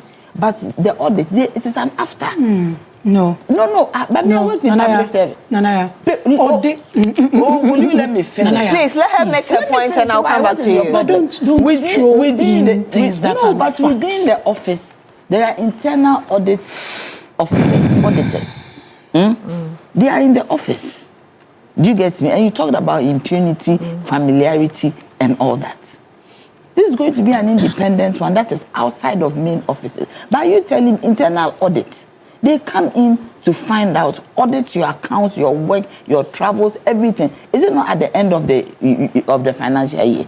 Do they come at the beginning or in the middle of the program? For instance, if an institution is going to build, does the internal audit agency come in to look at it before you build? Once it goes to PPA, PPA gives you the approval. You have met all the requirements. They let you go and do your project. Madam Larry, I want you to finish so she can conclude on her thoughts. They are even talking about the fact that when you even start, before you even start, that even PPA has given you the approval, or even before you go to PPA, we are going to look at what you are sending. Madam Larry, please. If I made a mistake, if ever anybody says that, like what I said, I will come to you, Nanaya. I'll come to you. I'll come to you when you haven't heard all she wasn't following. No, I haven't heard. Then it means you are also not following anything because my brother Kwame has been talking about it. Yeah, but Nanaya, I haven't been following your family issues. It was on TV. Please, he said it on go ahead with your point. Yeah. Condolences to you. But the stance of the minority is that, based on our experience and how things have run, the stance of the minority was we will rather go for amendments of existing legislations to enhance and strengthen existing institutions rather than creating a new office. And fundamentally, that's what Auntie Rhoda also alluded to. There's no need for a creation of a new office based on what happens with some of these things. But talking about procurement, yes, no system is foolproof. There are people beat systems and all that. That is why you have to keep improving and strengthening standards. You don't see this as an improvement of no, standards? Creating an office is not an improvement of standards. I don't see it that way. I'm talking about insisting on the standards, improving on them, and making institutions better, because it's the same thing. Audit is an integral part of procurement in this country. And that is the point I wanted to make. It doesn't necessarily come at the end of the financial year. And again, so how do they do it in between? Nanaya, please, I'll come to you. Procurement is not an event, it's a process. There are thresholds that determines what form of procurement you should use. This one, we've talked about it already. And it doesn't also happen in a vacuum. There's a procurement plan for the financial year that goes to the institution's entity tender committee. So the question I asked you was, looking at the description for this, how do you expect it to work to meet all these expectations you're talking about? I think that in terms of the creation of the office, yes, and what we've been told it's supposed to be doing. That is something we don't agree to. Nonetheless, the law has been passed, which means they are going to see through that's like duplication. Of what? That's duplication of efforts. Because PPA manages the project. There are entity tender committees. There's the Central Tender Review Committee that also deals with the big ticket items. Right. So you've planned for the financial year. It's gone to your entity committee. And this whole process, and the procurement process is just not a matter of just awarding the contracts. You planning, determining your needs, planning, going to entity, tender comment. The PPA shepherds this whole project process till the contract is awarded. Then there's continuous monitoring and auditing of it. So for us, they've passed the law. Yes, they have the majority, they can do it. But that's another layer of bureaucracy that will come up with the problems that Auntie Rhoda enumerated. Nonetheless, how do you expect it to work? How is it going to work? It definitely has to work within the tenets. So laws are not cast in stone. You pass the law, you realize it's not practical. You go back to the same parliament and let it work. Like Auntie Rhoda, and I totally agree with that. If it means that you see, one of the other things that affects this country is institutions. By virtue of having a law, having their... I think we are mixing. We are not mixing. I'll come to you, Nanaya, very shortly when she's done. Nanaya, the other thing I even wanted to correct with you was when you are doing a procurement and you put in your tender, when you put in your tender, you have your specifications. The fact that it says lowest bidder, it doesn't end at lowest bidder. It's lowest, most responsive bidder. Please, so if the person, if the person quoted a low figure but doesn't respond to what your specifications are, you don't go for that because the figure is lower than the other thing. So the institution, the office that being created, I think, is just another bureaucratic level. And that is the stance of we in opposition. And it needs serious looking at. Implementation hasn't started. There's nothing wrong with saying that, look, I'll come to you very there's shortly. Nothing wrong with saying, look, we got this wrong. Let's relook at it. If it means amending the PPA Act, strengthening Auditor General, internal audit, and all these processes, the rules for our entity tender committees, central review. Let's look at it. Let's look at the existing, so rather than creating another chop office. You see, chop. Yes, she's talking chop.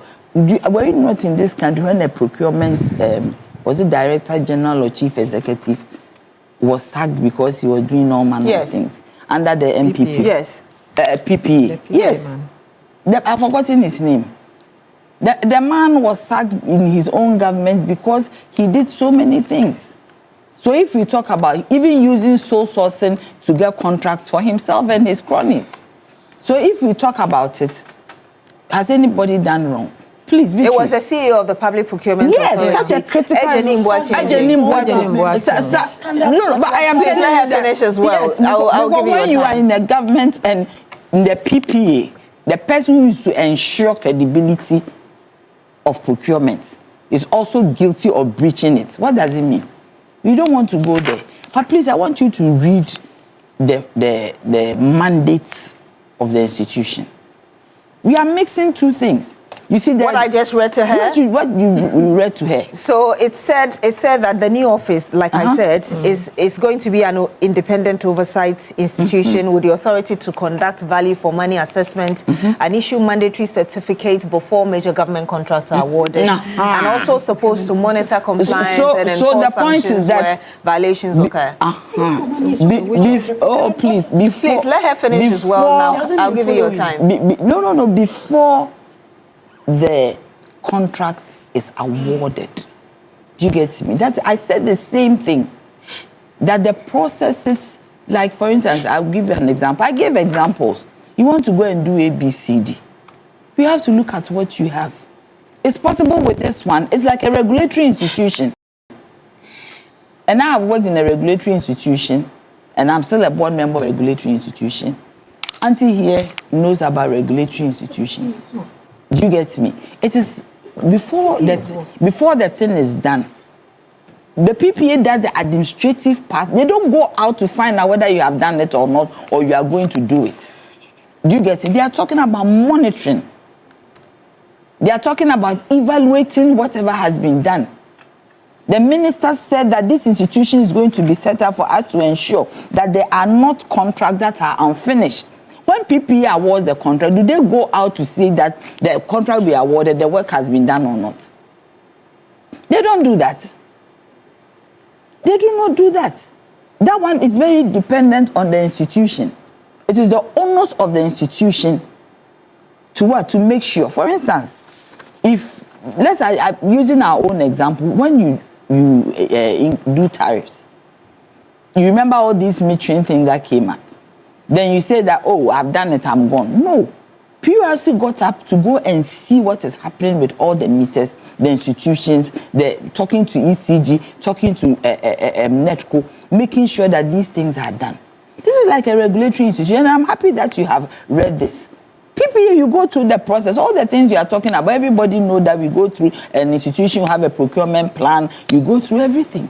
But after that, or in between, who makes sure that what you are presenting will bring value for money? Or even, do you even need it? Now, you are procuring 10 cars. Do you need 10, for instance, you'll be there. Now they have GANEPS, which is an electronic or digital way of getting onto the procurement platform. An institution procures 10 cars, 15 cars. Who will ensure that these cars that you are procuring, you really need it, value for money? People are, he said something about somebody procuring cars. Who ensure? Government can even give an instruction or a directive that don't procure. You have some people who have this mentality, impunity. They'll go and procure. Who is there looking at it, oversight?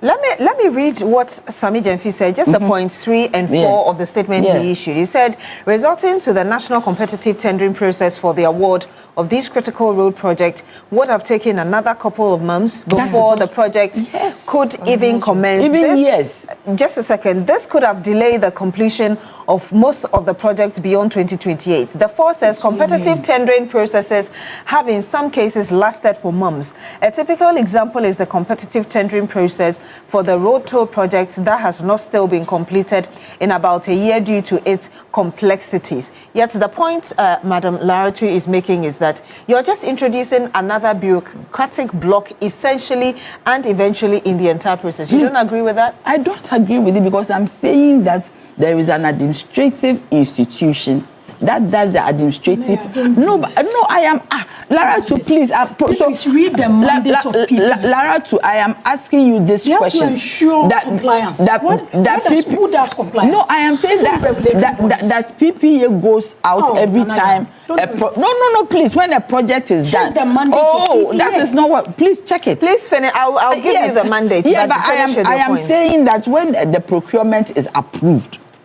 So if procurement is approved and PPA goes out to monitor and evaluate, or they are supposed to go out and monitor, why do we have uncompleted projects? Even in your own government, there are uncompleted projects.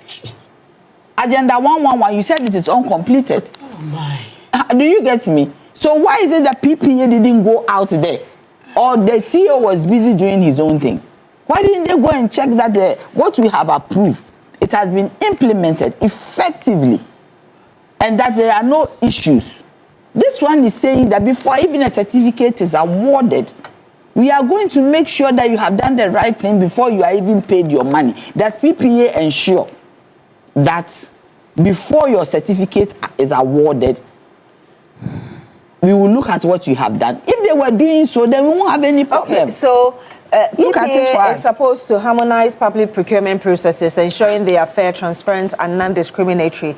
They have regulatory oversight that this independent body is supposed to be doing. Like what? No, also policy formulation. What goes into that policy formulation? Oversight? You're talking about capacity building, compliance, and enforcement, among others. But I'm saying that what goes into, because this one, the new regulatory institution, they have indicated what their regulatory oversight. This one is vague. What do they do? Please finish with your point. I am asking that what do they do as their regulatory oversight? Is it not vague? So if they are supposed to have why were they not doing it? That we have so many unfinished things. We have so many procurement things that we have done that is not working. What I would agree with the supply commission, you know what, those days, supply commission, you could even go to the market to buy pens. Look, once there was an issue that we had to procure something, and I looked at the procurement prices, and I looked at what is on the market. That is when I was at PURC. So I asked the question, why don't we just go to Kingdom Books? Oh, sorry, I'm advertising something. But go to and find printers and print our name on it. They say procurement is against it. We made laws against it. Yes, they say procurement is against it. And this is a creation of the World Bank or IMF or something like that. So, Nana, one of the specific things that PPA does is issues regulations such as public procurement, including thresholds for approving authorities and procurement methods. And of course, you have the regulation 2025 LI 2516, which sets the guidelines for tender approvals and procurement. Yeah, these are administrative things. You said they were vague, so I'm just giving you specifics. But the regulatory things they are doing, for instance, in my law, in the PRC Act, we talk about guidelines, but they are very specific about monitoring and evaluation. So that when even the utility, when it is specific in there. So when we come to your facility and say that you came for 20 cedis to build this thing, a plant, or 20 cedis to buy a transformer, where is the transformer? If they put together guidelines, that is more administrative. They should have said that after the project, go out and monitor and evaluate before the certificate is issued. But this is specific enough. What did it? No, it's not specific. What did he say? He said guidelines. Did he say go out, monitor, and evaluate before money is paid? No, is it specific like that? I'm asking you. The other one is specific that they will vet certificates before your money is paid. Is this one like that? This one is talking about guidelines. Guidelines are administrative processes. This is how you do it, A, B, C, D. But does it mandate them that before I am paid, PPA, go to Beatrice's company and see that we gave her to supply this to an institution. Has she done it? Is it good for purpose? For instance, these pens I'm talking about, we got to the lowest bidder. The person supplied. The pen wasn't. Where was PPA? Where was PPA? We had to take our own legal processes against the person. Where was PPA? Eventually, they told us that they were approved by the PPA. So at that time that we didn't get value for money, where was PPA? So this institution is going to ensure that you get value for money. Let me get your thought again on this, Madam Ayana. I did mention that one of the things that this independent body is supposed to be doing is to give mandatory certificates before major government contracts. And yet we know that PPA is supposed to be doing some bit of ensuring that everything is done. I mean, with the SML deal, for instance, the kind of information that came out, we understand that they actually even bypassed PPA, eventually going ahead to give these payments. How sure are we that with this, we will not see another bypassing and a certificate of emergency, among others, to ensure that people have their way? That is my problem, the human factor. Listening to Nanaya and to Laura too, I think that we could have strengthened and also added on to some of the regulatory powers for PPA to work with. Because at the end of the day, my problem has always been the price differentials for state organizations when they are ordering things or when they are buying or procuring stuff. So can we have a standard where we know that if the state is buying tiles, this is the standard that we want, and the cost should be within this range. Yeah. Can we have that? The quality and the quality, the standards, and everything. Because what happens then is this: if you're giving a contract, for instance, say to make culverts, they are supposed to go and inspect before you are paid. That is something that is standard. But do they go?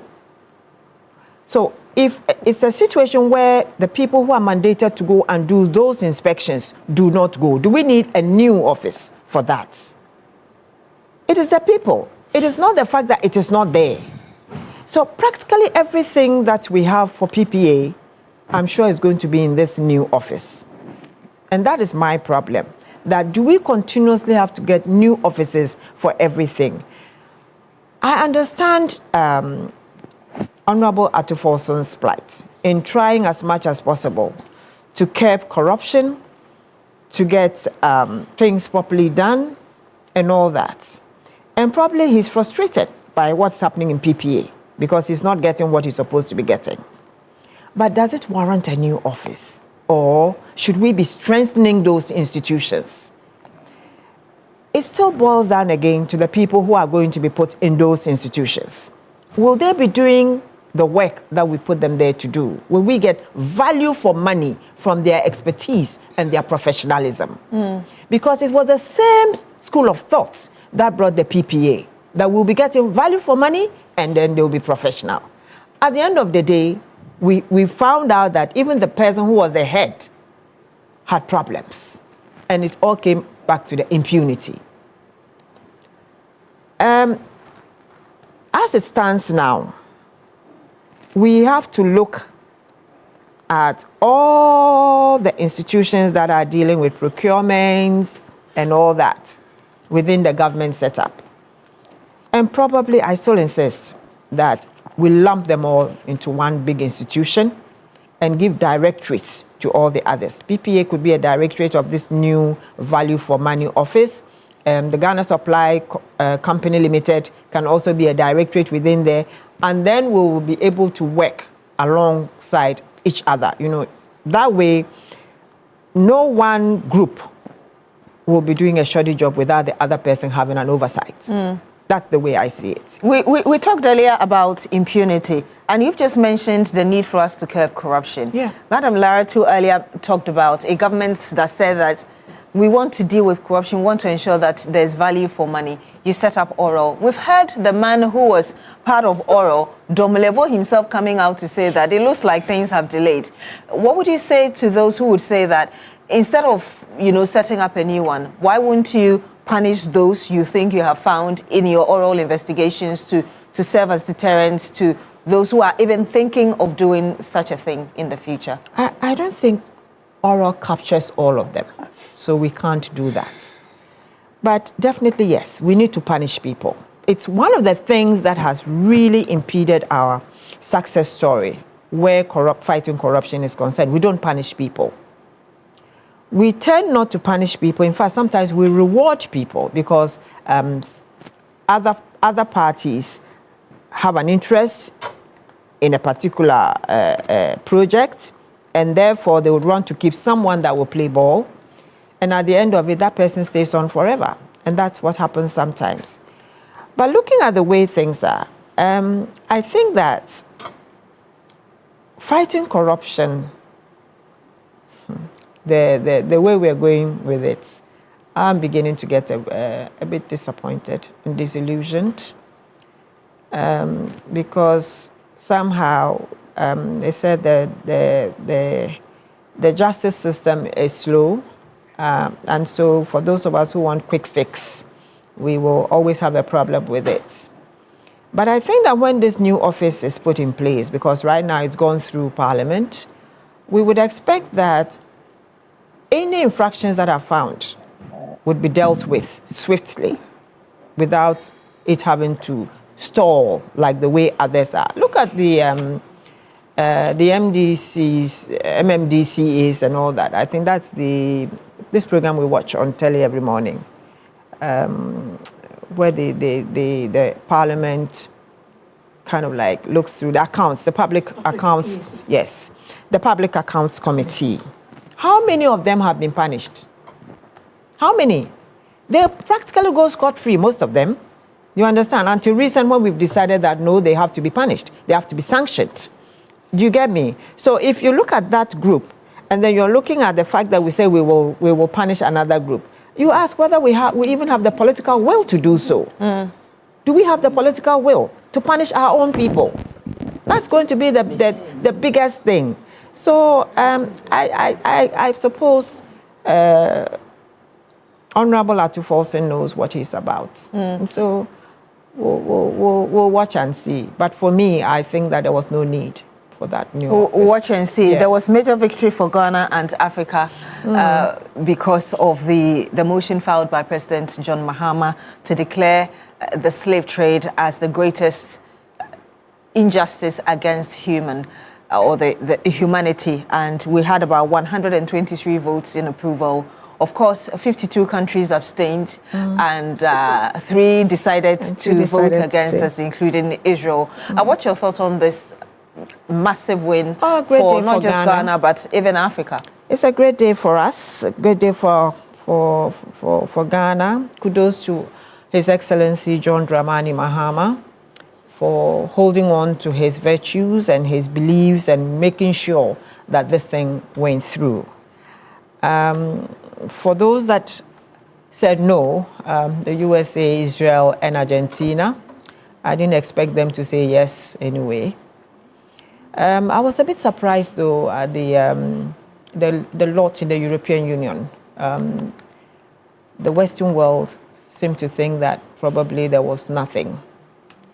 But slave trade is evil. It's good to know that now at least it's accepted as a crime against humanity. But my thoughts are that, is it over? We still have a lot of work to do because there's present-day slavery still going on, and we need to tackle that as well. We have won this particular race.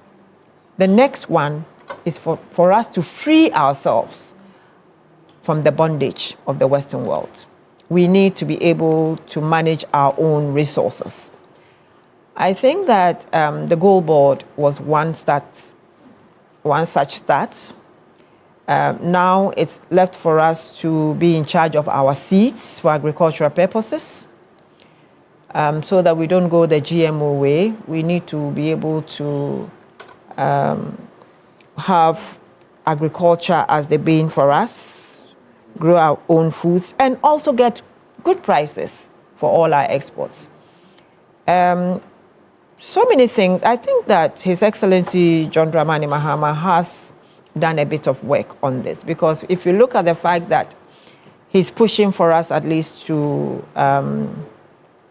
process our own cocoa beans and then process our gold and all that, it's towards that economic emancipation that Kwame Nkrumah talked about. Let's get ourselves out of the hold of the Western world. If we're able to do that, then we'll be able to keep our brains at home. Because right now we have a brain drain. And what are they doing? Some of them are out there almost like slaving for the Western world when they could have contributed towards our success in this country. So I'm really excited that this has come about, and I hear people saying we are going to get money. I think a sorry is healing enough. When somebody has wronged you so badly, and the person can now look you in the face and say, you know what, I am sorry for what we did.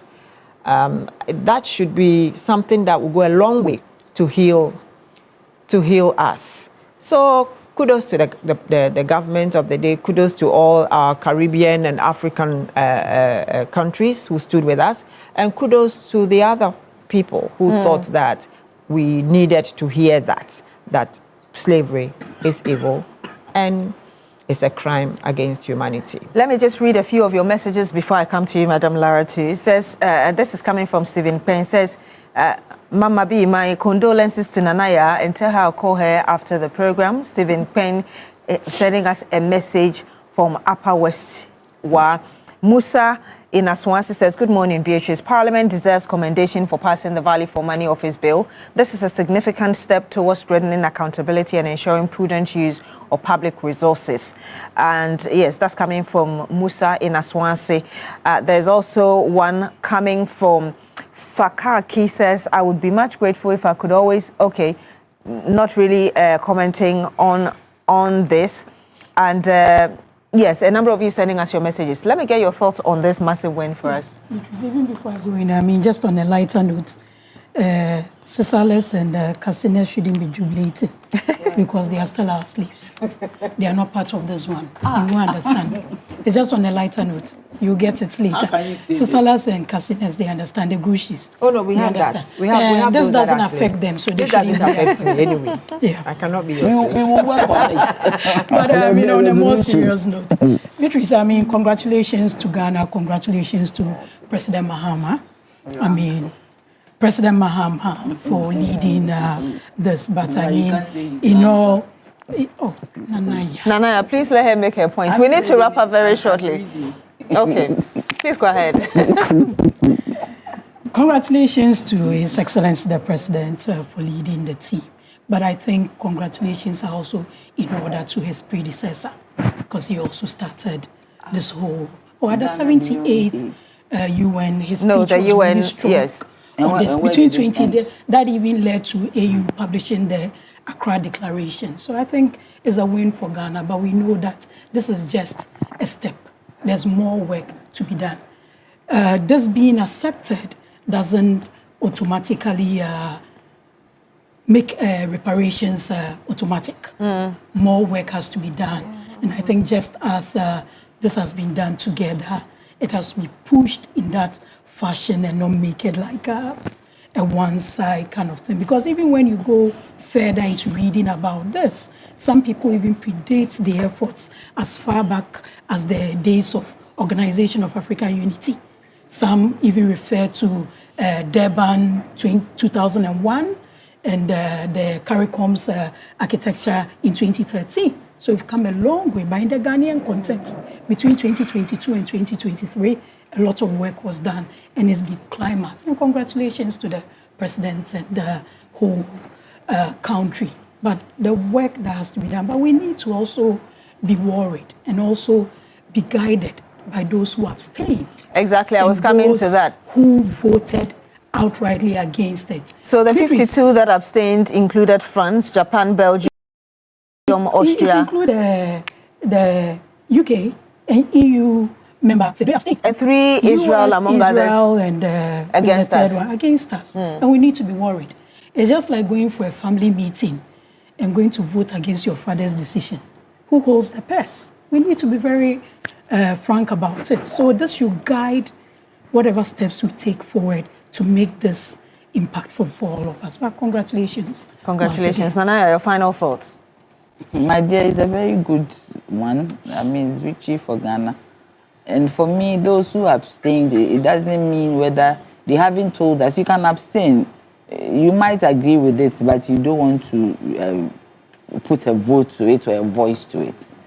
I'm not worried that anybody abstained or anybody did not vote. I mean, it's obvious. For instance, you know, the Jews also have their Holocaust, and they think that they also need an apology or something like that.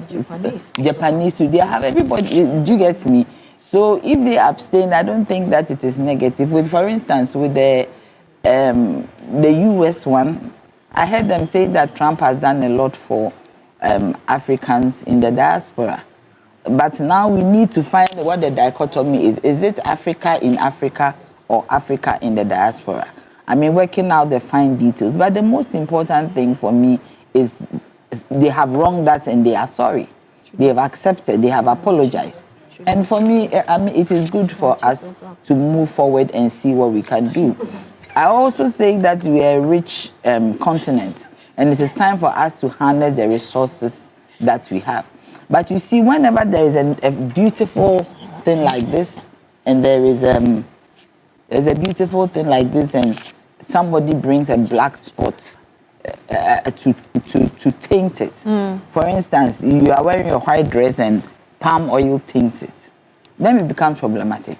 That a group of people will send a petition to the Lincoln University, people from Ghana here, with a name of, I think, Just Right or something, to tell the people at the university that His Excellency John Dramani Mahama is not fit to be given that award. Certainly, he doesn't need that honorary doctorate to look for a job. Africa has already honored him by making him in 2027. The bloc of the West Africa region has, I mean, voted him as the AU chairman. It's a very high honor. But for him to receive this honorary PhD or honorary doctorate award was to also for us to accept or to see what Kwame Nkrumah did, a recognition of what Kwame Nkrumah did, which would have been good just for the fact that it is about Osagyefo for Dr. Kwame Nkrumah. But a group of people from the country here, and it is not nice. Do you get me? Because for me, the people out there knew that his stand on anti-gay, on the gayism thing, LGBTQ, whatever. They knew, and they said that we're going to give you an award. Then somebody from here send a group of people. If you could end on your thoughts for us. Do you get me? Send a petition. Why should I end? You are ending. You gave everybody time and you used me last. Do you get me? Went there. Our time is up, actually. You knew, that's why you gave me last. You knew I was coming to say something. So that is what I am telling you. Just the victory, the white victory. Do you get me? So it is very wrong for them to have done that. But I want to end with the Bible. The Bible said that blessed are those who are persecuted for righteousness' sake, for theirs is the kingdom of heaven. Thank you. His Excellency John Dramani Mahama has already done. As we are talking about the transatlantic trade. In 30 seconds. Our time is up. My 30 seconds to do. No, you're done. You've planned it. Please. It is end after. Yes. 30 seconds. Anybody time. So there are Nanaya, please. Our time is up. No, you've ended. Nanaya, please. The 30 seconds are running. There are diasporans out there. There are diasporans out there who are really pained that they claim that our chiefs sold their ancestors out. I hope that we'll go a step further to also get our chiefs, if the need arises, to also apologize to the diaspora about that. No, we don't pay any reparations. They were slow. Their ancestors were slow. So this is coming from ladies, please. This is coming from Chairman Olabode Williams from Nima. He says, good morning, Beatrice. Even though Laratu is my sister, I don't understand why she always opposes the government of the day. Please tell her to cool down. Ghana is on the right path under President Mahama. And then there is also a message from Master Planner Junior Policy Analyst Kintampo. He says, we tend to be passing bills after bills that are not in the interest of Ghanaians. Where is the LGBTQI plus bill? That is what majority of Ghanaians want. Thank you very much for sending in your messages. Want to say a big thank you to you, Nanaya Achempin Jantwa, presidential staffer. Thank you very much for joining us. Also, Madam Lara, to Musa Saka, member of the MPP communications team. Thank you as well for joining us on the big issue. Madam Rodlin Imorayana, public interest advocate. Thank you as well for joining us. I want to say a big thank you as well to Chic by Siba for my costume this morning. Thank you very much. And remember that big issue is sponsored by the University of Gold Coast. Whether you're aiming for a specialist MBA in marketing communication, please, your voice is heard on air. Marketing communication, operation, supply chain, human resource management, finance, entrepreneurship, innovation, or business intelligence analytics, or you want to advance through a dual MBA or chartered manager MBA, University of Gold Coast gives you options that match your vision. And if your next step is an MSc in international relations, communication, international marketing, international law, security, diplomacy, accounting, finance, or human resource management, an LLM in international law, security, diplomacy, or an MA in biblical studies, practical theology, the pathway is open. Triple admission is now open. Apply today, because at University of Gold Coast, we make it practical, flexible learning, flexible entry, and flexible payment. Study around your work and life. Choose a route that fits your background and pay in convenient installment. Your dream deserves structure. Yes, your future deserves strategy. Your purpose deserves training. Apply now. www.ugc.edu.gh. You can call or WhatsApp now on the number 026-388-8555. University of Gold Coast, building leaders for the nation.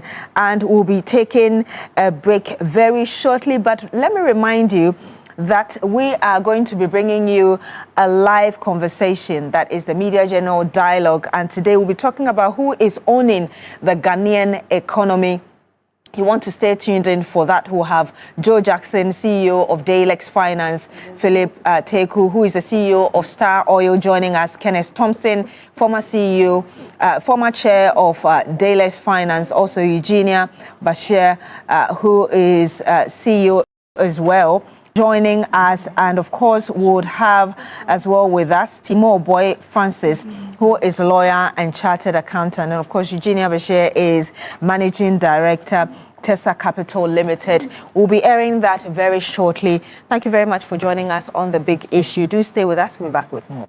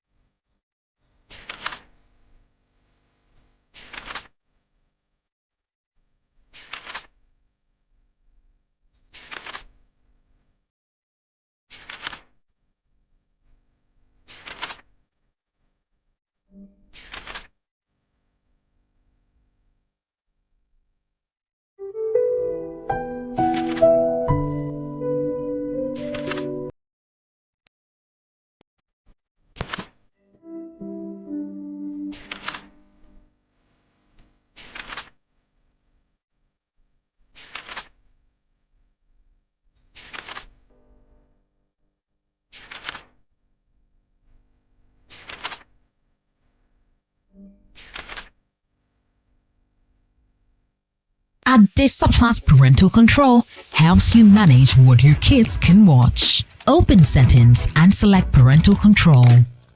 Enable the feature and create a 4-digit PIN.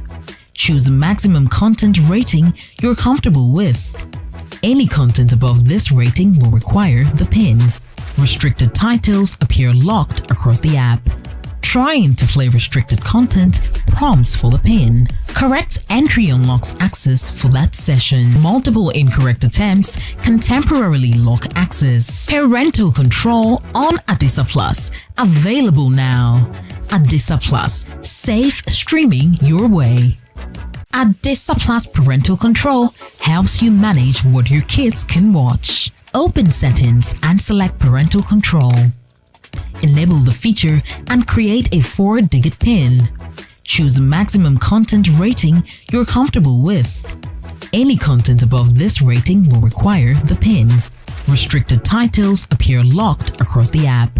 Trying to play restricted content prompts for the PIN. Correct entry unlocks access for that session. Multiple incorrect attempts can temporarily lock access. Parental control on Adisa Plus. Available now. Adisa Plus. Safe streaming your way.